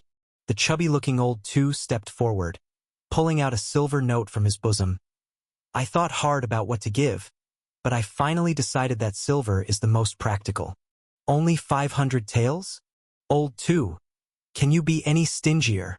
Meng Guangxin scolded. And giving silver is just too commonplace. My gift carries more meaning, he said, taking out a wooden fish from beside his seat. Junior brother, this is a wooden fish I personally crafted. Strike it once, and you'll accumulate a bit of merit. Chun Sansi did not decline. Thank you, both of my senior brothers. It would be disrespectful not to accept, so I'll gladly take it. You too. Can't you give something useful? Rong Yanxiu rolled her eyes at them, stood up, went to the next room and brought back a set of armor, which seemed to be lock armor, but the color was much darker, nearly black, clearly of a different material. Armor made from dark steel. Old Tu Chung Wei clicked his tongue. 9th junior sister. This must cost several thousand taels of silver, right? Who's like you guys, always scrimping and saving? Rong Yanxiu looked over. Little junior brother, do you like it? Old Chi, what about you? Meng Guangxin shouted. Up to now you haven't made a peep. Don't tell me you've prepared nothing. Yi Fengxiu frowned slightly and did not respond, just looked towards the corner where there was a long, cloth-wrapped object. What is this? Meng Guangxin ran over, grabbed it, and after tearing off the cloth, a brand new silver spear came into view. The spear was over a zhang long. The spear had 1 qi 3 siyuan, the blade 3 siyuan, made of stainless steel and dark steel infused with gold, and just by looking one could tell it was exceptionally sharp. This must also be 7 or 8,000 taels of silver, right? Yi Fengxiu snatched it back, threw it to his junior brother. Try it to see if it feels right. I didn't have time to order a custom one. I bought this from a master spear-forging artisan, named 5 Tigers Soul-Breaking Spear. Thank you to all my senior brothers and sisters for your gifts. I am immensely grateful. Chen Sansi thanked them again. What about the 1st and 3rd seniors? Old Tu Chung Wei spoke up. Aren't they coming? Meng Guangxin disdainfully said. Let them be. Who wants to see them anyway? Just seeing him annoys me. Old 5. I am still your eldest senior brother after all. Powerful voice sounded. A figure like a mountain appeared. Chapter 172. Siyun Immortal Trace. Xianding Alchemy. Due to his exceptionally tall stature, Lu Ji barely squeezed into the room sideways. Following him was a man Chen Sansi had never seen before. It must be the 3rd senior brother. 1st senior brother, 3rd senior brother. Chen Sansi got up to greet them. Junior brother. The gathering was so sudden, and I didn't have time to prepare anything. Lu Ji took down the case from his back. The case was enormous, but it seemed delicately small compared to his size. Upon opening it, there was a big bow inside. The bow, however, wasn't made of wood but of iron core, forged from mysterious iron, and was quite valuable. I heard junior brother likes archery, so I got an iron core bow. Lu Ji apologized, but due to the rush, I couldn't get a bowstring. If you find a suitable bowstring, this bow is a 100-stone bow. I hope junior brother won't mind. I got some arrows. The third senior brother Nya Yuan took out an arrow bag. The arrowheads are made of mysterious iron, a bit inferior, but if you need anything else, just let me know, and I'll get it for you. How could I not appreciate such precious gifts from you two senior brothers? Chun Sansi, maintaining his manners, invited them to sit down. That's more like it, Meng Guangxin said contentedly. Big brother, you've become more and more unreasonable over the years. Old Qi Yi Fengxiu remained silent. Hey, monk, how can you talk to the first senior brother like that? Rong Yanxiu spoke sarcastically. After all, our big brother has been to the capital city. He might have clung to some powerful thighs. He's the only one among us who has become a marquis, a noble indeed. There were only a few marquis titled by the court over these years. One of them was Duke Wooding Lu Ji. Ha! Whose powerful thigh could it be, if not the Chao family's? Meng Guangxin played along. Perhaps he even sold the bridge to the Chao family. Otherwise, how would they have made him a marquis? Old 5, old 9. The third senior brother Nya Yuan spoke sharply. The first senior brother has his difficulties, you. Difficulties? Rong Yanxiu cut in. What difficulties could he have? Taking over the position sooner? Meng Guangxin grumbled. Exactly. If number 4 hadn't been invalidated, you wouldn't have the chance to strut about here every day. Despite their bickering, Lu Ji did not retort even once. Instead, he just picked up the wine jar he had brought and filled the cups in front of him. All right, all right. Old Tu Chung Wei tried to mediate. We rarely gather together. Why quarrel? The first senior brother didn't do these things secretly. Even our master didn't say anything. Chun Sansi had previously sensed through Sun Buki's words that he was unsatisfied with the first senior brother. Now it seemed he wasn't alone. From their comments, it appeared that they resented him because Lu Ji was quite close to the Chao family members, possibly having a share in divesting power from the supervisor in the past. Previously, Chao Fan was familiar with the Unity Spear technique. I wonder if that had anything to do with the first senior brother. But such issues, debated openly, wouldn't be useful and would only make things awkward for himself as a new junior. Senior brothers and sisters, we're all family here. Is there anything we can't solve? Chun Sansi stood up and said, Let me toast all of you first, bottoms up. The strong spirit burned through the body. This was no ordinary liquor, brewed by a special method, potent enough to intoxicate even a martial artist. Yes, exactly. Chung Wei agreed. No matter what, he is our first senior brother. I'll finish mine too. Junior brother can really hold his liquor. Lu Ji stood up and likewise drained his cup. Today is the junior brother's entry-level banquet. Whatever grievances you've held against me all these years, let's save them for later. Tisk, junior brother, don't be fooled. He may look burly, but he's actually quite scheming. Rong Yanxiu disdainfully said, But for today, for junior brother's sake, I can't be bothered to argue with you. Amitba. May Buddha redeem you soon. Meng Guangxin cursed as he drank. This brought an end to their arguments. Yet, the atmosphere at the table was still not harmonious, merely consisting of Chun Sansi pouring and everyone silently knocking back their drinks. Only after the third round did the senior brothers begin to murmur incessantly. So bitter, so bitter. This battle is so dull. Over these years, how many of our brothers and senior brothers have died? And the Chao family just discards us after use. Exactly, they nearly transferred me to the southern region. Following that damn Prince Jiannan, isn't it obvious they wanted to divide and conquer? Thankfully, our master used the excuse of subduing barbarians to temporarily stabilize the situation. How many more of our brothers are we expected to sacrifice for the Chao family's benefits?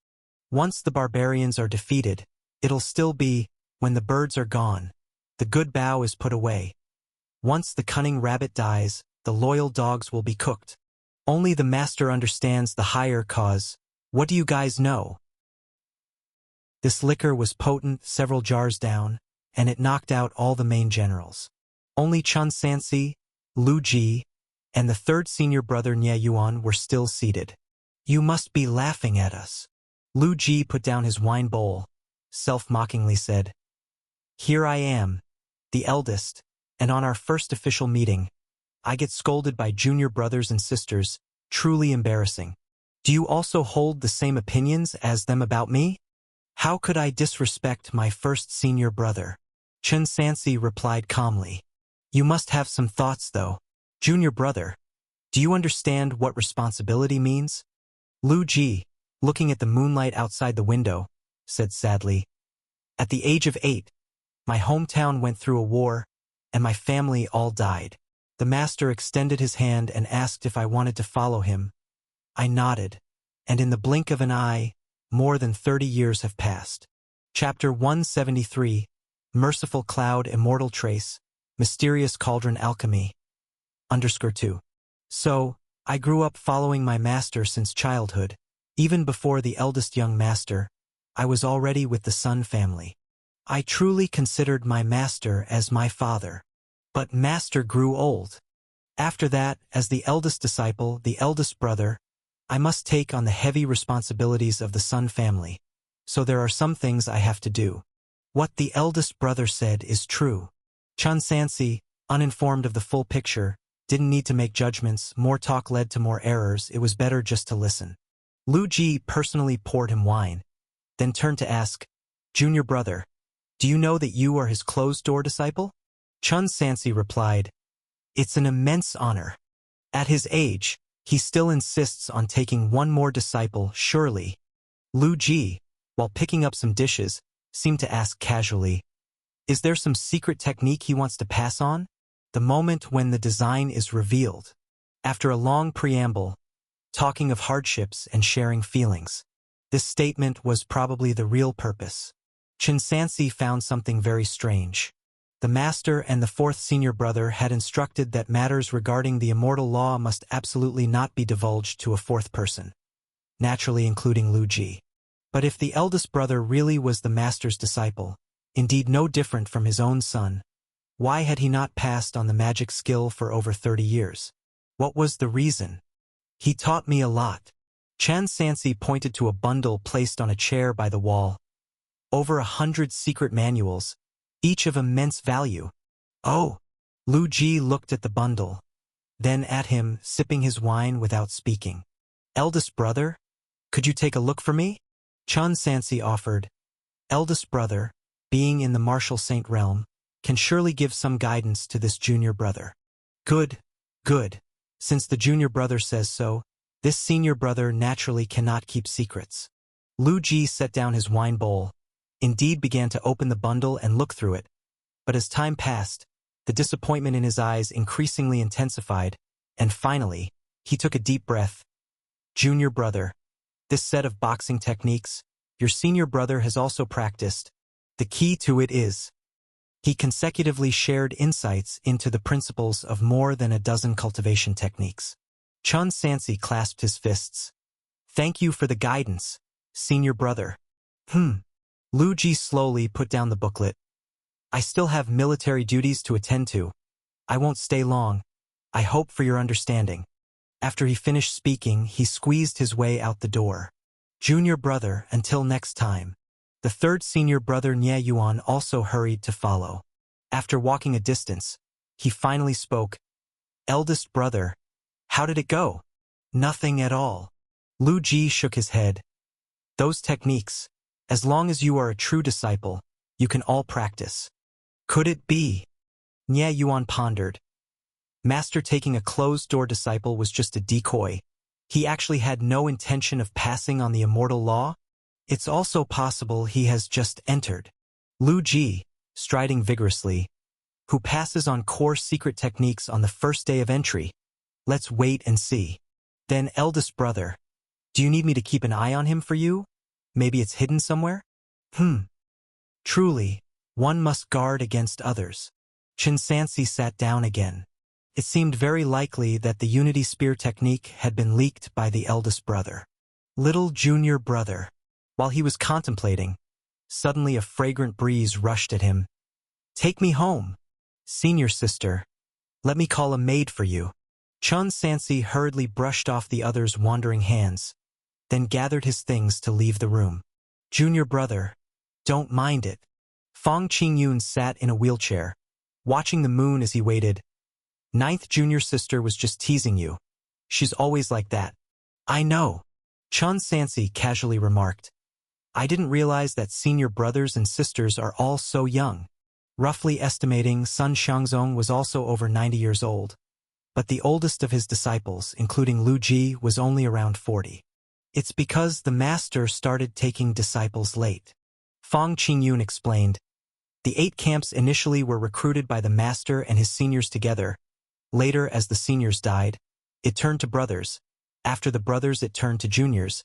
And only at an age of 60 did he start selecting selected point to take disciples. Including Bu Qi as well.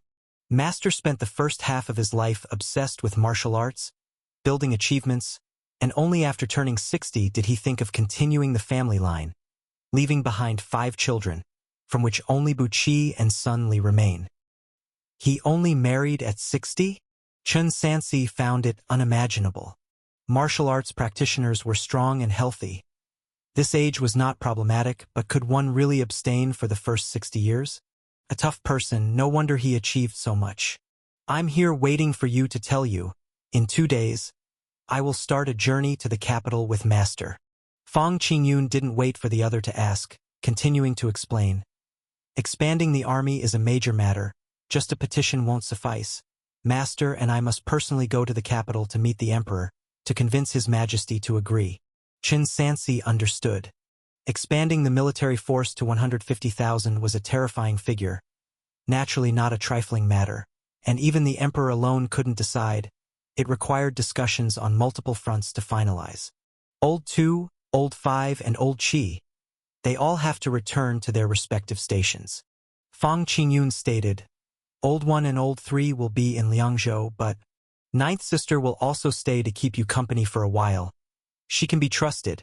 If you need any help with anything, feel free to seek her. When will you guys return? Half a year? It might even be longer. We will come back when our business is finished. Fong Qingyun estimated. There are still troubles with the witch god sect in the city. You must be very careful. The witch god sect. Chun Sansi had been wanting to ask. Senior brother, can we really not find where this group is hiding? It's bizarre. Fong Qingyun shook his head. The city guard army will continue the investigation, and your reserve camp will also be involved. Whoever can track down the whereabouts of the witch god sect will be credited with a great meritorious deed. Then, brother, until next time. Until next time. Chun Sansi clasped his fists in farewell, carrying his large and small bags, and left the governor mansion. By the time he got home, it was already midnight. Chapter 174. Merciful Cloud, Immortal Trace, Mysterious Cauldron Alchemy. _3. Master. Ziqin was lighting lamps in the study, attending to sundry matters. Chun Sansi laid out all his gains on the ground. Mystic iron armor.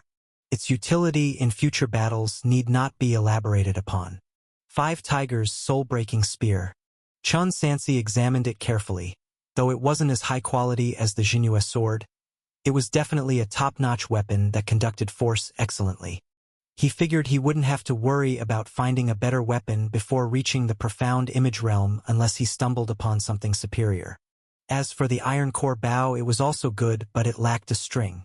That would have to wait for another day. He still hoped to apply his strength in archery, inflicting lethal damage on high-realm martial artists. Otherwise, his impeccable archery would be a waste. The Huajing technique his master had given him, named National Guardian Dragon Spear, was an exquisite spear technique the old man had personally refined, notable for producing a powerful yet sustained force when practiced. But that was something for later. The pressing matter was to enter seclusion and break through to refining internal organs perfection. Otherwise, he would really fall far behind the other inner sect disciples. Seclusion. The next day, after reporting in, Chun Sansi took a long leave with Ji's approval. He left all training responsibilities in the hands of Su Wenkai and Wang Ji and entered a state of seclusion. In the blink of an eye, nearly a month had passed. With the support of treasure medicine and spiritual grain, his proficiency kept climbing, and he practiced the unity spear technique to its limits. Blood explosion. As the name implies, it was a berserk state. In this state, martial artists could squeeze chi blood from their internal organs, sending their bodies into an overloaded state for a short time, even largely ignoring injuries to maximize their overall strength.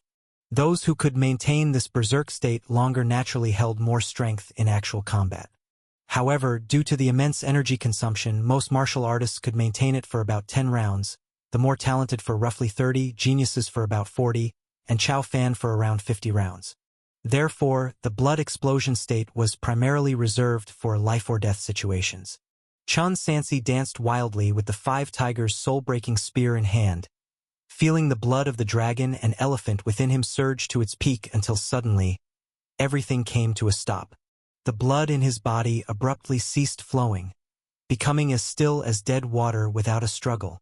An indescribable agony swept over him. This was the feeling of death. Everything went pitch black before Chun Sansi's eyes. He felt light as a feather, nearly losing consciousness. But armed with muscle memory, he continued to practice the unity spear technique until the moment before he fell into a deep sleep, when his blood was reactivated and started to flow backward, slowly at first. After a cycle of silence, it burst forth with even more vigorous vitality. If his previous blood movement state was like the rapid Hungza River water, then now it was like a cataclysmic tidal wave, a destructive force coursing through his entire body. When executed through the spear technique, the enhancement to his combat power was more than just a level. Cultivation technique. Unity spear technique. Great success. Progress. None. Utility. Mysterious phenomenon 5 organs. Mysterious phenomenon 5 organs. Qilin heart. Divine beast 4 organs. United as one, endless and ever-flowing. Endless and ever-flowing. The consumption from a blood explosion was extremely terrifying. But at this moment, Chun Sansi could distinctly feel that as his chi blood was rapidly depleted, his internal organs were constantly supplying recovery, significantly extending the duration of the blood explosion state. As for how long he could maintain it, no matter how much he practiced, he did not feel any signs of chi blood exhaustion. 100 rounds, 200 rounds, or even longer. That could only be determined in actual combat. But at the very least, it was 3 to 4 times that of a genius like Chow Fan. Back at the arena, Chun Sansi had won by draining the enemy's chi blood. If his opponent had possessed the same robust amount of chi blood as himself, they would have likely been invincible. This indicated the importance of endurance. At last, refining internal organs perfection. Chun Sansi didn't pause for a moment, spending 2 more days learning the pile work of the National Guardian Dragon Spear, working his way through the levels. Cultivation technique. National Guardian Dragon Spear. Hua Jin. Entry level. Progress. 5 out of 100. Utility. None at present. The next target, Hua Jin. Only after reaching the Hua Jin realm did one qualify as having the strength of 1,000 captain of an elite troop. Only, after 2 days of practice, he clearly felt that his progression speed had significantly slowed. If things continued this way, he wouldn't achieve Hua Jin in less than 2 months. Too slow. After all, his master had set a goal for him to break through to Martial Saint in 3 years, but at this rate, it might take at least 7 or 8 years to even approach the threshold. Breaking through to Martial Saint realm within 10 years of practice would seem ludicrously exaggerated to anyone. But Chun Sansi was still not satisfied. In a world rife with danger, he couldn't sleep without enough strength at his side. Ever since the Seeking Immortal Tower sent someone over, Chun Sansi had to sleep with one ear open. Even the passage of a mouse could wake him, although no one came to offend him again. It seems I need to advance the experiment with the mystical weapon furnace, he mused. My home won't do. I need to find a spot in the mountains. But lately, there's been a new trouble. Chun Sansi spent most of his time practicing martial arts, but as soon as he stepped outside, he was followed, preventing him from moving freely. Fortunately, he had an idea in mind. Once he figured out how to solve this issue, he laid down his long spear and went to the dining room. Though Gu Xinlan was only a little over a month pregnant and her belly wasn't showing much, She often felt very tired and suffered from frequent morning sickness. These symptoms could not be treated. She just had to endure. Chapter 175. Merciful Cloud Immortal Trace, Mysterious Cauldron Alchemy. _4. After dinner, Chun Sansi put on his mystic iron armor and headed to the military camp to report for duty. Having taken leave for over a month as soon as he took the post, it was inappropriate to be absent any longer. His master and his fourth senior brother had left Liangzhou City a long time ago, and the other brothers from the 8 camps had also left one after another. Now, Liangzhou was managed by the joint efforts of Pei Tiannan, Mr. Ho and Lu Ji. In this 1 month, Chun Sansi's subordinates also made progress. Zhu Tong, Wang Li, Su Bin, Wu De and others had broken through to the Bone Forger realm thanks to the supplemental medicine provided by the 8 camps. Among them, Wu De, with the elevation of his realm, gradually revealed an extraordinary aptitude, and in the future he would have the opportunity to achieve Meridian Passage or even higher. As for refining internal, there were Feng Yong and Zhao Kong. They both had been in the bone training for over 10 years, had enlightenment from many bloody battles, were supported by the resources after coming to Liangzhou, and occasionally were also aided with supplemental medicine from Chun Sansi. It was not surprising that they broke through to the refining internal. Since their foundation was not stable, they were considered low-tier refining organ martial artists, incomparable to the geniuses, but for the moment they were more than enough to act as captains. As for Zhu Tong and the others, they naturally assumed the position of captains of 100 men. Last comes Zhao Qiao, who, due to his age and the struggles of cultivation, took on the responsibility of assisting Su Wenkai with logistics. He was down-to-earth and hard-working, fitting for handling logistics. Among the rest of the forces from the garrison, one named Wei Yuan stood out, while the others were average. These were the subordinates. The vice admiral responsible for Chun Sansi was named Yu Song, and he was in the Meridian Passage realm. His colleagues were Bai Thingji, Lu Shuhua, and Xie Sishu. All 3 were 1,000 captains. Among them, 2 eyed him like a tiger watching its prey, waiting to snatch the chief disciple's resources. Moreover, Chao Fan had achieved Hua Jin, recording the fastest breakthrough among everyone. General Chun, you've finally come. Vice Admiral Yu Song, helmet on, commanded, starting today. You'll also be responsible for patrolling a section of the city, focusing on investigating the whereabouts of the Witch God sect. Chun Sansi asked, Vice Admiral Yu, any leads lately? There's a faint clue.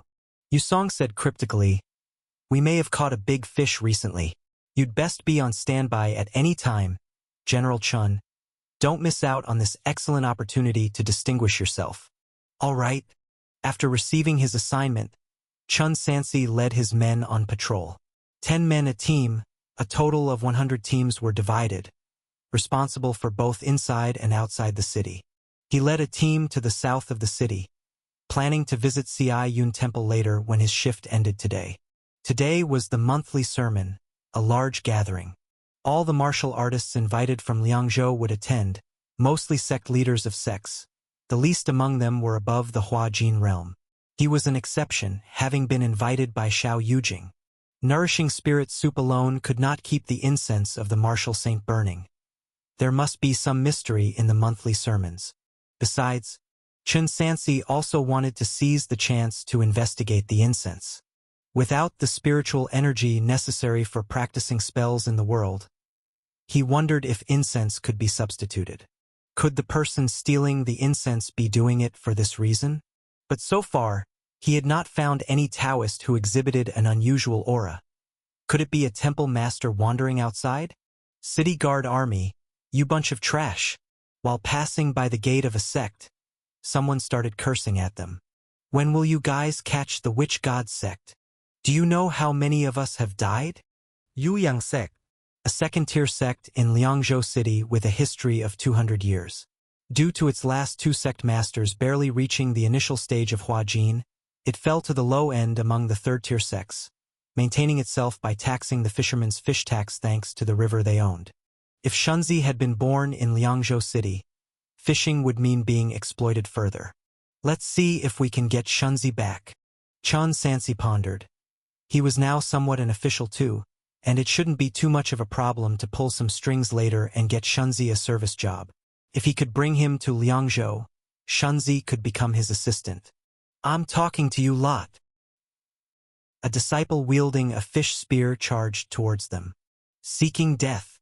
Zhu Tong glared furiously, ready to kill on the spot, and the rest of the brothers surrounded the aggressor with drawn blades.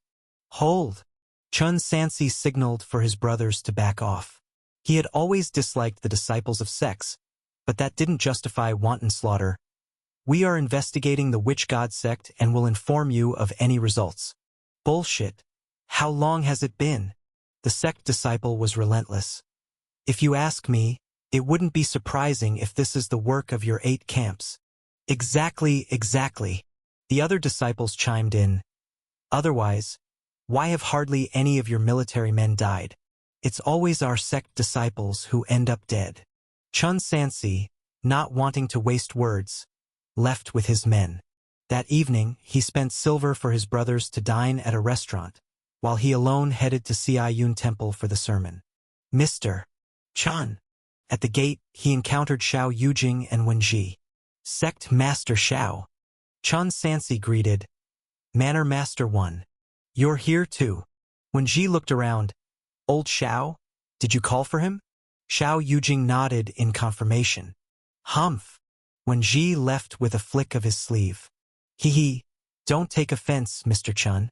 Although the dual ring is a matter of life and death, the man who died was his beloved son. So Manor Master when unavoidably harbors resentment. Xiao Yujing led the way. Come on. The preaching conference is about to begin. Every time after listening, Xiao gains much. With another 3 to 5 years, perhaps I might truly understand and break through. Chun Sansi declined politely. Sect Master Xiao, go ahead.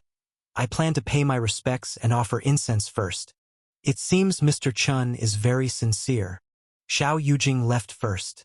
Chun Sansi arrived outside the main hall and once again saw wisps of purple energy emanating from the bodies of the worshippers, all of which were eventually absorbed into the incense burner, the purple energy lingering enticingly. Chapter 176. Merciful Cloud Immortal Trace, Mysterious Cauldron Alchemy. _5. He really wanted to practice sword chi skill on the spot, to test if incense could replace spiritual energy. Unfortunately, even though there was no one around, he dared not attempt it lightly. Who knows if the decrease in incense in the incense burner would be noticed by the person behind the scenes. There were some other temples and Taoist temples in Liangzhou. Chun Sansi planned to take some time to visit them. After perfunctorily offering a few sticks of incense, he went to the place where the spiritual lecture was held to listen to how eloquent the master was. So much so that even the martial saint had come to hear the teachings. The venue for the spiritual lecture was in a separate courtyard behind the Ciayun Temple, conducted in an open-air manner, with meditation mats placed on the rocky ground. The least accomplished person here was at the Huajin stage, and the sect master of the Yuyang sect was also present. Everyone was seated cross-legged on the mats, quietly listening to the teachings of real person Xiao Mingzi. Chun Sansi found a corner, sat down and listened for a while, only to find it full of obscure and difficult sentences. 5 Qi mystical origin authentic, the method practice steers through confusion. Like the external devoid of form, the sincere pursuit of ultimate truth. He found it dull and tedious, almost falling asleep, as most of what was being taught was grossly abstract. Fortunately, the spiritual lecture didn't last long and ended before dark. Mr. Chun arrived late. Xiao Yujing said with a smile. Before the lecture starts, everyone drinks a bowl of nourishing spirit soup, so they can be calm and at peace, and then gain insights into the great Tao. Sect Master Xiao speaks truly. Real person Xiao Mingzi came over with a horsetail whisk. The world is restless and impulsive, especially martial artists. Mr. Chun, come early next time and do not miss the quiet prayer blessing segment. Certainly. Chun Sansi verbally agreed, but inside he was puzzled. If that was all there was to it, then Xiao Yujing and the others were simply wasting their time here. Cultivation requires spiritual energy. Just listening to a Taoist muttering a few words here, what's the use? He doesn't take out the incense for everyone to utilize. Thinking aimlessly, Chun Sansi took another glance at the medicine jar containing nourishing spirit soup. The jar was mostly emptied of soup, with only a bit of residue left, and it was this residue that made his heart tremble. Nourishing spirit soup. After consumption, it aids in calming the mind and concentration, beneficial for breakthroughs in cultivation. In his eyes, the medicine jar held not only nourishing spirit soup but another kind of medicine. And it was a medicine he could not recognize. The entry "Recognize medicine" can decode all mundane medicine recipes.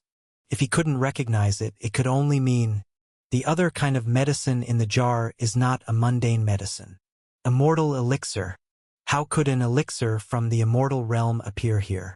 Are mortals using immortal elixirs? Or has there been an immortal trace here? Xia Yun Temple indeed has a big problem. Mr. Chen? Real person Xiao Mingzi's ethereal voice sounded. I have some free time lately, so I might hold lectures in the near future. Next time, Mr. Chun can come early. Drink down the nourishing spirit soup and listen to the teachings. You will surely gain something. Okay. Chun Sansi reacted swiftly. None of his suspicions reflected on his face, and he agreed. I will definitely come if I have time. The lecture ended. The martial artists began descending the mountain one after another, discussing their gains regarding their state of mind on the way down. Chun Sansi felt even more bewildered. What was Xiao Mingzi giving these people to drink? Poison? Immortal elixir? What were the effects? Chun Sansi inquired with Xiao Yujing and found out that these lectures had only begun in the past half-year. He also probed whether frequently drinking nourishing spirit soup had any side effects, to which he received the answer that there were none. It only made one feel refreshed and peaceful. Incense? Immortal elixir. What does Xia Yun Temple want to do? It can't really be that they're sincerely doing good deeds, helping each martial artist to break through, right? Xia Yun Temple could no longer be visited, at least not until he reached the Huajin stage. His master and fourth senior brother had set out for the capital city more than half a month ago, and even if they were still around, he wouldn't know how to explain what was going on, as his chi observation skill and many other things couldn't be explained. Moreover, it's unknown what exactly Xia Yun Temple was up to. So far, they seem not to be harming anyone, so he would just observe in secret for the time being and decide after figuring out their intentions. He bid Xiao Yujing farewell. Chun Sansi summoned Qian Sun, deliberately not going straight home, instead circling around on the spacious official road of Liangzhou City. Someone was tracking him again. The chaser's realm was much higher than his, so he could only rely on chi observation skill to detect their presence, but he could never ascertain their identity. Chaofan, Moon-Splitting Mountain Villa, or even his eldest senior brother, any of them could be possible. This was also the reason he had not taken the crucible up the mountain to conduct the abnormal fire experiment. What a hassle! After the follower had chased around behind the White Swan horse for a few circles, they realized they had been exposed and were simply being played with like a monkey, so they chose to give up and did not continue the pursuit. Subsequently, Chun Sansi made a trip to the Moon-Splitting Mountain Villa, and after leaving a note with the gatekeeper, he finally returned home. At his doorstep, Si Qin had been waiting for a long time. Master, Mr. Ho the eunuch has arrived.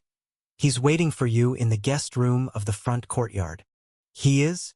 Take me to him. Chun Sansi had a rough idea of what the visitor had come for. Mr. Chun, long time no see. Mr. Ho got up and said, I've yet to congratulate you on your triumph as selected point. Mr. Ho, please be seated. Chun Sansi instructed. Si Qin, go with Mo Hua to invite some good chefs to the house. Today I shall give Mr. Ho a grand feast. No need for the trouble. I'm just here to say a few words and then I'll leave. Mr. Ho scared the maid away with his gaze and then lowered his voice. May I know what Sun Dusher has taught you since you've become entry-level? Just as he thought. Chun Sansi's guess was correct. This chief eunuch had the same goal as Ji. Both were here to inquire about immortal law. The difference was that his eldest senior brother sought it for himself. Chapter 177. Merciful Cloud Immortal Trace, Mysterious Cauldron Alchemy. 6. Yet the eunuch before him was running errands for the emperor. Today it seemed that they would once again test his loyalty. The old emperor was truly supremely boring. It's all here. Chun Sansi laid out the secret manual, along with the gifts from his brothers, including the wooden fish, all on the table. This, Mr. Ho, holding the mallet for the wooden fish, gently tapped it twice. Nothing more. No more. Chun Sansi spoke earnestly. All the items are here. The supervisor merely threw me a few booklets, without imparting the methods to break above martial saint. How do you know what our household wants to ask? Mr. Ho said with a smile. Mr. Chun, you are indeed very clever. In such a situation, the more Chun Sansi pretended to be foolish, the more the other party would suspect he had something in his hands. It was better to be somewhat honest to appear innocent and avoid suspicion. Everyone in the world comes chasing after the immortal law. How could I not know? He said gravely. Please tell His Majesty, if one day the supervisor is willing to impart the magic skill to me, I will immediately surrender it to the court. I absolutely dare not keep it for myself. Mr. Chun is truly a loyal minister and good general of the great Shang dynasty. Mr. Ho was very pleased. His Majesty will surely be overjoyed when he hears this. Let's leave it at that. I shall take my leave now. Mr. Ho, please wait a moment. Does Mr. Chun have another matter? A matter of great importance. Chun Sansi whispered in his ear, and after finishing, he took out a silver note of 3,000 taels from his sleeve and handed it over. This is a long overdue token of respect. Please be sure to accept it. Oh! Mr. Ho accepted the silver, his smile so wide that his mouth couldn't close. Rest assured, Mr. Chun, you and I are both courtiers. I will certainly not turn a blind eye. That will be much appreciated, Mr. Ho. Chun Sansi bowed with folded fists. That night, he sat alone in the dining hall, eating simple dishes with small drinks, waiting for the drama to unfold. Around the second watch of the night, fighting noises finally erupted outside. But they lasted only briefly, less than the time it took to drink a cup of tea. Is it over? Chun Sansi picked up his weapon and hurried out. He saw two figures standing in an alley near the manor. Wen Ji and Chief Eunuch Mr. Ho Bao. It seemed they had just cooperated to deal with the same foe, and were now discussing that person's realm. Chun Sansi. Wen Ji came over furiously. Have you really treated me like your watchdog? Today, this fellow actually sent someone to deliver a message, saying someone was out to kill him, asking him to come over to help watch to avoid any misunderstanding. Just as the aftermath of Selected Point had not yet settled, trouble occurred at this time. Sun Xiangzong would definitely question him when he returned, and after much thought, he decided to come and see what was going on. He, a dignified martial saint, was actually humiliated by someone at the refining internal level. It was utterly intolerable. Thank you, Master One. Chun Sansi really disliked the feeling of being in the light while his enemy was in the dark. Someone was following him, and it was necessary to find out who it was to feel at ease.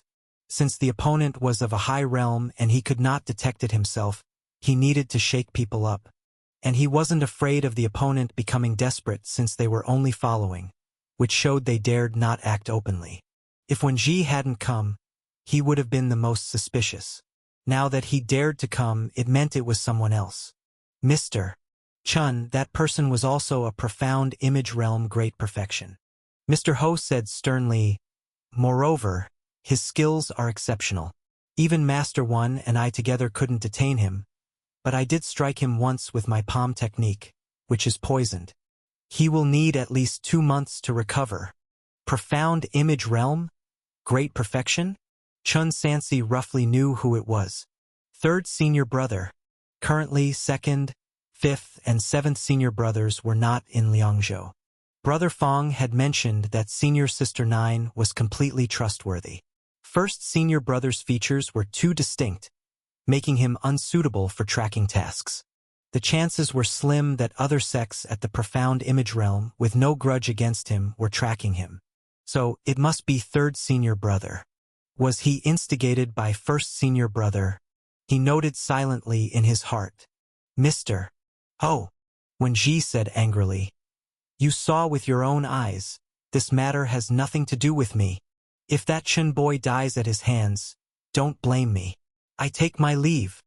He had deliberately not put in his full effort and let the man escape. How could he possibly act as a lackey for his sworn enemy? Mr. Chen, Mr. Ho asked, "Do you need me to stay here and guard until dawn?" "There's no need for that." Chun Sansi declined the kind offer. The thief was terrified by Mr. Ho. He certainly won't dare to come back.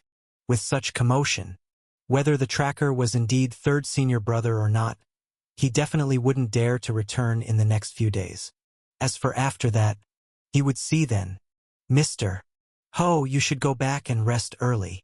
Chun Sansi respectfully saw him off. And please don't forget about my brother, Zhang Shun. Rest assured when I handle things. Mr. Ho, pinching his orchid fingers, declared solemnly, "The supervisor in Danzhou has been my playmate since childhood. As long as your brother Zhang Shun is still alive, we will definitely be able to find him. In that case, many thanks." Marquis Mansion. Nye Yuan lay on the ground, spitting out a mouthful of fresh blood. Junior brother. In the courtyard, LVG, who was still practicing martial arts late into the night, hurriedly stepped forward to lend support. "How did you end up like this? This little junior brother of ours is really formidable." Nye Yuan was frantically stuffing antidote and healing treasure medicine into his mouth. "I don't know how he noticed I was tracking him. Then he actually got Wen Ji and that eunuch over and ambushed me." LVG expressed concern. "It's not serious, is it? A few days of rest should suffice." Nye Yuan said, "Are we still following him? If you continue, it's easy to expose yourself. Rest for a while. If no discovery is made after a while, let it go." Cultivation technique. National Guardian Dragon Spear. Hua Jing. Entry level. Progress. 15 out of 100. Several days passed.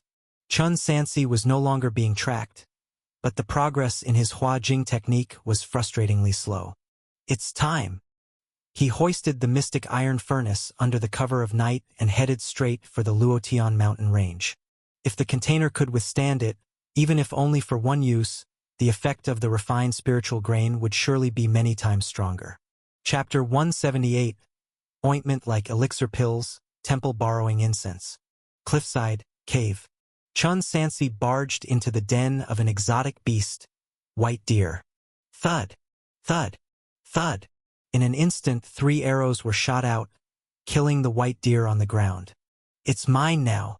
Carrying the Jinhua sword, Chun Sansi brought back a large amount of firewood from outside, then filled the mystic iron furnace with water from a nearby stream, and stuffed it with spiritual grain he had pulled from the fields. Finally, it was time to light a fire. He was somewhat nervous inside. If it failed again and even the mystic iron furnace couldn't withstand it, he feared that only the incense burner in Xiayun Temple would suffice. Boom! The moment the flame touched the firewood smeared with oil, it turned into a blazing red fire dragon, enveloping the entire furnace. It worked! Chun Sansi breathed a sigh of relief. Although the mystic iron furnace was visibly warping and deforming under the scorching of the abnormal fire, it could completely withstand the heat for a short time without direct damage. He began to add a large amount of firewood. Using lamp oil to ignite would produce abnormal fire, but it consumed an extravagant amount of fuel. Logs as thick as an arm had to be added one after another, and if he stopped for a moment, the fire would extinguish, necessitating a waste of more lamp oil to reignite. If the object truly came from the immortal realm, it definitely would have a specific fuel type and wouldn't be so troublesome. In no time, Chun Sansi had run back and forth several times fetching wood. Thankfully, there was plenty of firewood on the mountain, otherwise there would not have been enough. With the roasting of the abnormal fire, the mystic iron furnace buzzed until it began to emit wisps of blue smoke, indicating that the water inside had evaporated. He then stopped adding wood and let the flames die out. The whole process lasted only about the time it takes to drink a cup of tea. When it cooled down, Chun Sansi lifted the lid of the furnace to look inside. only to find the spiritual grain had vanished, replaced by a black mushy substance, just like rice burnt in a cooking pot. He scraped some out with a stick and sniffed it at his nostrils, detecting a fragrant scent. What's this, medicine ointment? Chun Sansi dared not try it rashly and instead tested it on a variety of animals large and small, including a poisonous beast wolf, quickly deducing the general pattern. Starting with rabbits, the larger the body size, the smaller the side effects. By the time it was tried on a leopard, they no longer died. Even a brown bear remained unharmed. Eat! He finally pried open the mouth of the poison wolf. This time, not only did the wolf not suffer side effects, but it also became stronger and more fierce. Chun Sansi immediately picked up the Jinhua sword and chopped off its head. Seems there's no problem. He took a deep breath and stuffed some of the medicine ointment into his mouth. Instantly, a unique sensation spread from his abdomen, flowing through his limbs and filling his meridians. Chun Sansi picked up the Five Tigers' soul-breaking spear and practiced the Hua Jing technique. Hua Jing, as the name implies, is about transforming the qi blood in the body into power, and this process requires maintaining a blood explosion state, understanding how to transform qi into power through the challenge of pushing limits. Therefore, for the vast majority of martial artists, it is an extremely slow and difficult process, as they can only last for 20 or 30 bouts at most. Chun Sansi was different. He could last for at least 200 bouts. Additionally, as he cultivated, the spiritual rice medicine ointment continuously further strengthened his flesh and qi blood, which provided great assistance, the effect exceeding plant ash by more than 3 times. The meridian toxicity still existed. However, the ointment extracted by boiling water greatly reduced the toxicity, retaining even more essence. From late at night until dusk the next day, his proficiency increased significantly. Cultivation technique, National Gardien Dragon Spear. Hua Jing, not yet entry-level. Progress, 20 out of 100, according to the original plan. Chun Sansi would need at least 2 months to achieve Hua Jing, but now it would take less than a month. This speed, even amongst geniuses, could surpass 99% of people. As for Chao Fan's Hua Jing, it was because he had reached refining internal organs perfection for several months, compounded with the support of the imperial family's resources. It would have been abnormal if he didn't achieve Hua Jing, and he likely had some secret moves that could improve his cultivation. No matter what, he had solved a major problem and could now quickly achieve Hua Jing and then Meridian Passage. But to break through to Martial Saint within 3 years, in the mortal world, probably no more than 3 people could achieve it. The difficulty was still considerable. He would have to give it his all. I wonder how I'd fare against a Hua Jing warrior with my current strength. I should be able to put up a fight. Chun Sansi thought to himself as he began to clean up the site. He took out a porcelain bottle for storing elixir pills and scraped the ointment into it bit by bit. The spiritual grain he brought had nearly filled the entire furnace, yet only a thin layer of medicine ointment was produced. Does this count as an immortal pill? Am I doing alchemy? Probably not. After Chun Sansi ate the ointment, he didn't notice any effects that could aid in the cultivation of spells. Nor did a alchemy proficiency panel appear before him. What increased was his proficiency in medical skill. Skill, medical skill. Mortal mastery. Progress, 491/1000. Now it seems the mortal word in front is traceable. Perhaps in the future, there might be a chance to cultivate the medical arts of the immortal realm. But if that's the case, why did the immortal demand the emperor worship with spiritual grain? Clearly, there is no spiritual energy in this world, and the cultivated spiritual grain does not contain any mystic properties. Is it possible that it's just a kind of raw material? Besides, another problem arises. That is, the mystic iron furnace will be burnt out. It looks like it can be used one more time. Then it will need replacing. A furnace made of mystic iron would cost more than 3,000 silver pieces no matter where it's purchased. And the key issue is that mystic iron is an extremely precious resource. Even if one has the money, buying a furnace every now and then would eventually attract unwanted attention. Chapter 179, Ointment resembling elixir pills. Temples lend incense too. It was after all a temporary solution, not a cure. What was needed was a true furnace that could withstand the temperature of the abnormal fire. Well, I'll go to the military camp and buy a couple. That should suffice for a while. Chun Sansi left the Luotian mountain range, taking the white deer with him to avoid attracting attention, and called for Chen Sun to meet him. Suddenly thinking of something, he took out a porcelain bottle filled with ointment. Chen Sun, I have some good stuff here. Do you want to try it? If the poison wolf could eat it without any problems, Chen Sun, presumably an exotic beast, should have no issues either. Moreover, he wasn't forcing it. The white swan horse was intelligent and could decide for itself. Chen Sun gave it a sniff and then began nodding its head furiously. You really want to eat it? Chun Sansi wasn't stingy and fed it 2 mouthfuls. Surprisingly, after eating the ointment, the white swan horse showed a cheerful mood but did not exhibit an overly strong reaction. Nor did it fall into an excessively excited state like ordinary animals. It seemed to be enjoying its favorite snack, nuzzling against its owner to indicate it wanted more. What kind of creature are you? Chun Sansi was amazed. How could the white swan horse's tolerance be so strong? Even after he ate, he needed to focus on his cultivation to assimilate. It was as if Chen Sun was completely unaffected, truly incomprehensible where Xiang Tingchun got such a horse from, defying all logic. Skill. Horse control. Expert. Progress. 459/500. Recently, he had ridden horses less often, so it was natural that his proficiency wouldn't surge like it did when he was escaping from Yunzhou.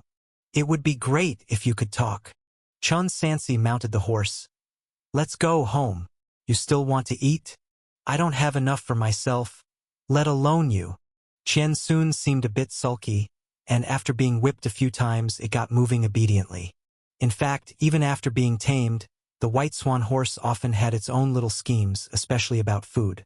If not satisfied, it would throw a tantrum. Fortunately, it knew when it mattered, such as on the battlefield, where it would never cause any trouble. This only further underscored the white swan horse's intelligence. A few days later, as usual, Chun Sansi went to the military city to report for duty. Last time, Yusong mentioned there were leads on the witch god sect. He estimated there'd be news in the next few days, just unsure of where it would be hidden. Mr. Chen. At the entrance, he encountered Tang Inca sitting in a carriage. Tang Inca stopped the coachman and came down to greet him. General, you no longer have to avoid me. Chun Sansi clearly understood. Now that things had come to this point, there was no need to care about others' perceptions. Thank you, Brother Tang, for your aid those 2 times. Please don't say such things, Mr. Chun. Tang Inca bowed deeply, almost touching the ground. General, you avenged me without fearing the princely heir. I have witnessed it all and will never forget it. On the other hand, I hesitated and failed to support you wholeheartedly earlier, which I deeply regret. You overstayed it. You and I are neither kin nor kind. Brother Tang, your risk in aiding me was already extraordinary. How could I repay kindness with malice? Chun Sansi looked at the carriage. Brother Tang, are you leaving? Exactly. Tang Inca gave a positive response. To be frank, I've never been fond of practicing martial arts. My father has insisted, forcing me to undergo trials. Now that selected point has ended, and having been injured, my father has no reason to keep me in Liangzhou. The imperial examinations are imminent. I plan to rush back to the capital city to participate, aspiring to make a career for myself one day as a civil servant. Oh, Chun Sansi encouraged him. Then I'll congratulate you in advance, Brother Tang, on your name being emblazoned on the gold list, and experiencing the joy of riding triumphantly with the wind, watching all of the Chang'an flowers in a single day. The great Shang dynasty's capital city was not in the northern territory, but in the heart of the central plains, appropriately named Chang'an, aligning with the poem. What fine poetry! Tang Inca exclaimed. I've long heard that Mr. Chun was once a scholar like me, just that later on, you swapped the pen for the battlefield. To think you still have such poetic talent. Perhaps you would have far outshone me had you continued. Brother Tang gives too much praise. Chen Sansi bid farewell. Before parting, I have a few words of caution for Mr. Chen. Tang Inca lowered his voice. Mr. Chen, by killing Wen Qiushi and seizing the position of champion leader, true disciple, neither the princely heir nor Yin Hanwen will give in willingly. They will certainly continue to cause trouble for you. Especially Chao Fan, who has advanced rapidly in his cultivation recently, and it is rumored that he has paid a huge price for it. It's unclear by what means he's achieved this. Chen Sansi pondered. It seemed there indeed was a reason for Chao Fan's sudden advancement, yet it was unknown what that price was. In addition, within the military, Mr. Chen, you must also be cautious. Drawing upon his early exposure and connections, Tang Inca shared, the reserve camp's forces are composed of soldiers from the garrisons of 3 states, many of whom have connections within the court. The main general has not yet been chosen, and with Vice General Sha Wenlong being from the Yin family and linked to the Gao faction, there are others I haven't had time to check, but they certainly have some connections as well. With the commander away, General Chen must be wary of them. Should I be able to influence the court in the future, I will certainly assist the general in whatever way I can. For now, farewell. As he spoke, he bowed deeply once more. The actions Chen Sansi took in Liangzhou, forcefully killing Wen Qiushi on the stage, led him to a realization. To live and act with constant concern leads nowhere. To achieve success, one must move resolutely forward. There is only one path in the world, the path of relentless progress. Goodbye. The two said their goodbyes. Vice General Sha. So far, Chen Sansi had yet to meet this person, but the reserve camp's deputy general, temporarily in charge of everything, would at least be at Perfect Pulse Passage or the Profound Image Realm.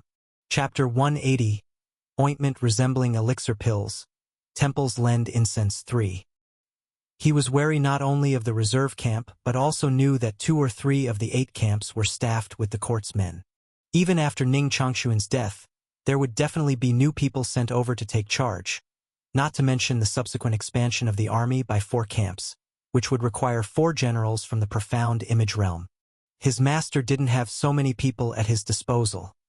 Naturally, the court would assign them. One must counter soldiers with arms and water with an earth dam. All Chen Sansi could do was to take things one step at a time. Yu Song was at the Meridian Passage Realm. Recalling the past encounter with Amugu, he still felt a lingering fear. If the opponent were to harbor any ill intentions in a moment of desperation, the immortal treasure Strange Fire would be enough to kill him, but it was as they say, using the immortal treasure even once would increase the risk of exposure, and a torch would need to be prepared in advance, which might not be feasible in a sudden confrontation. Sword Chi Skill. The Sword Chi skill his master imparted to him, if he could successfully cultivate it, would be a true life-saving technique. Too bad there's no Qingxian energy. After today's patrol, I'll try to go to other temples and Taoist temples. If that still doesn't work, I'll have to look for someone from the Seeking Immortal Tower in the Red Sleeve Tower. My master and senior brother mentioned that they might still have some. It's just uncertain whether they'd be willing to part with it. Mr. Chen. Dr. Jiang came over and said, the 2 mystic iron furnaces you requested are ready, and Dr. Chen is waiting to teach you the power-quenching medicine technique. Passing by the martial arts arena, Chen Sansi saw Chao Fan practicing his saber skills. He had indeed reached Hua Jin, and with a full force enhancement, combined with a top-quality Xian weapon like the Azure Dragon Crescent Blade, he shattered the massive rock in front of him with ease, earning continuous cheers. By their side, there were also 2 old servants. The old servant accompanying the princely heir might be at the great perfection stage of the Meridian Passage realm.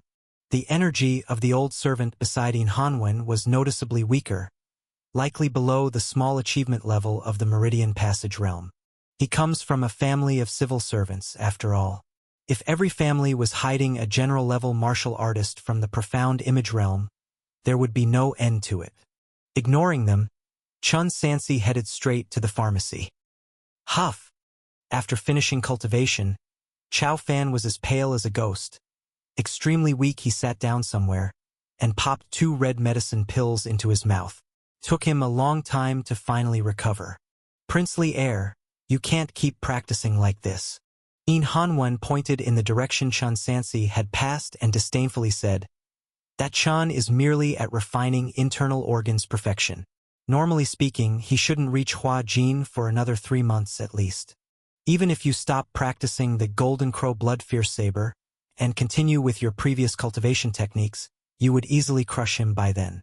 Not to mention, he's been wasting time going hunting in the mountains and making pilgrimages to Taoist temples recently.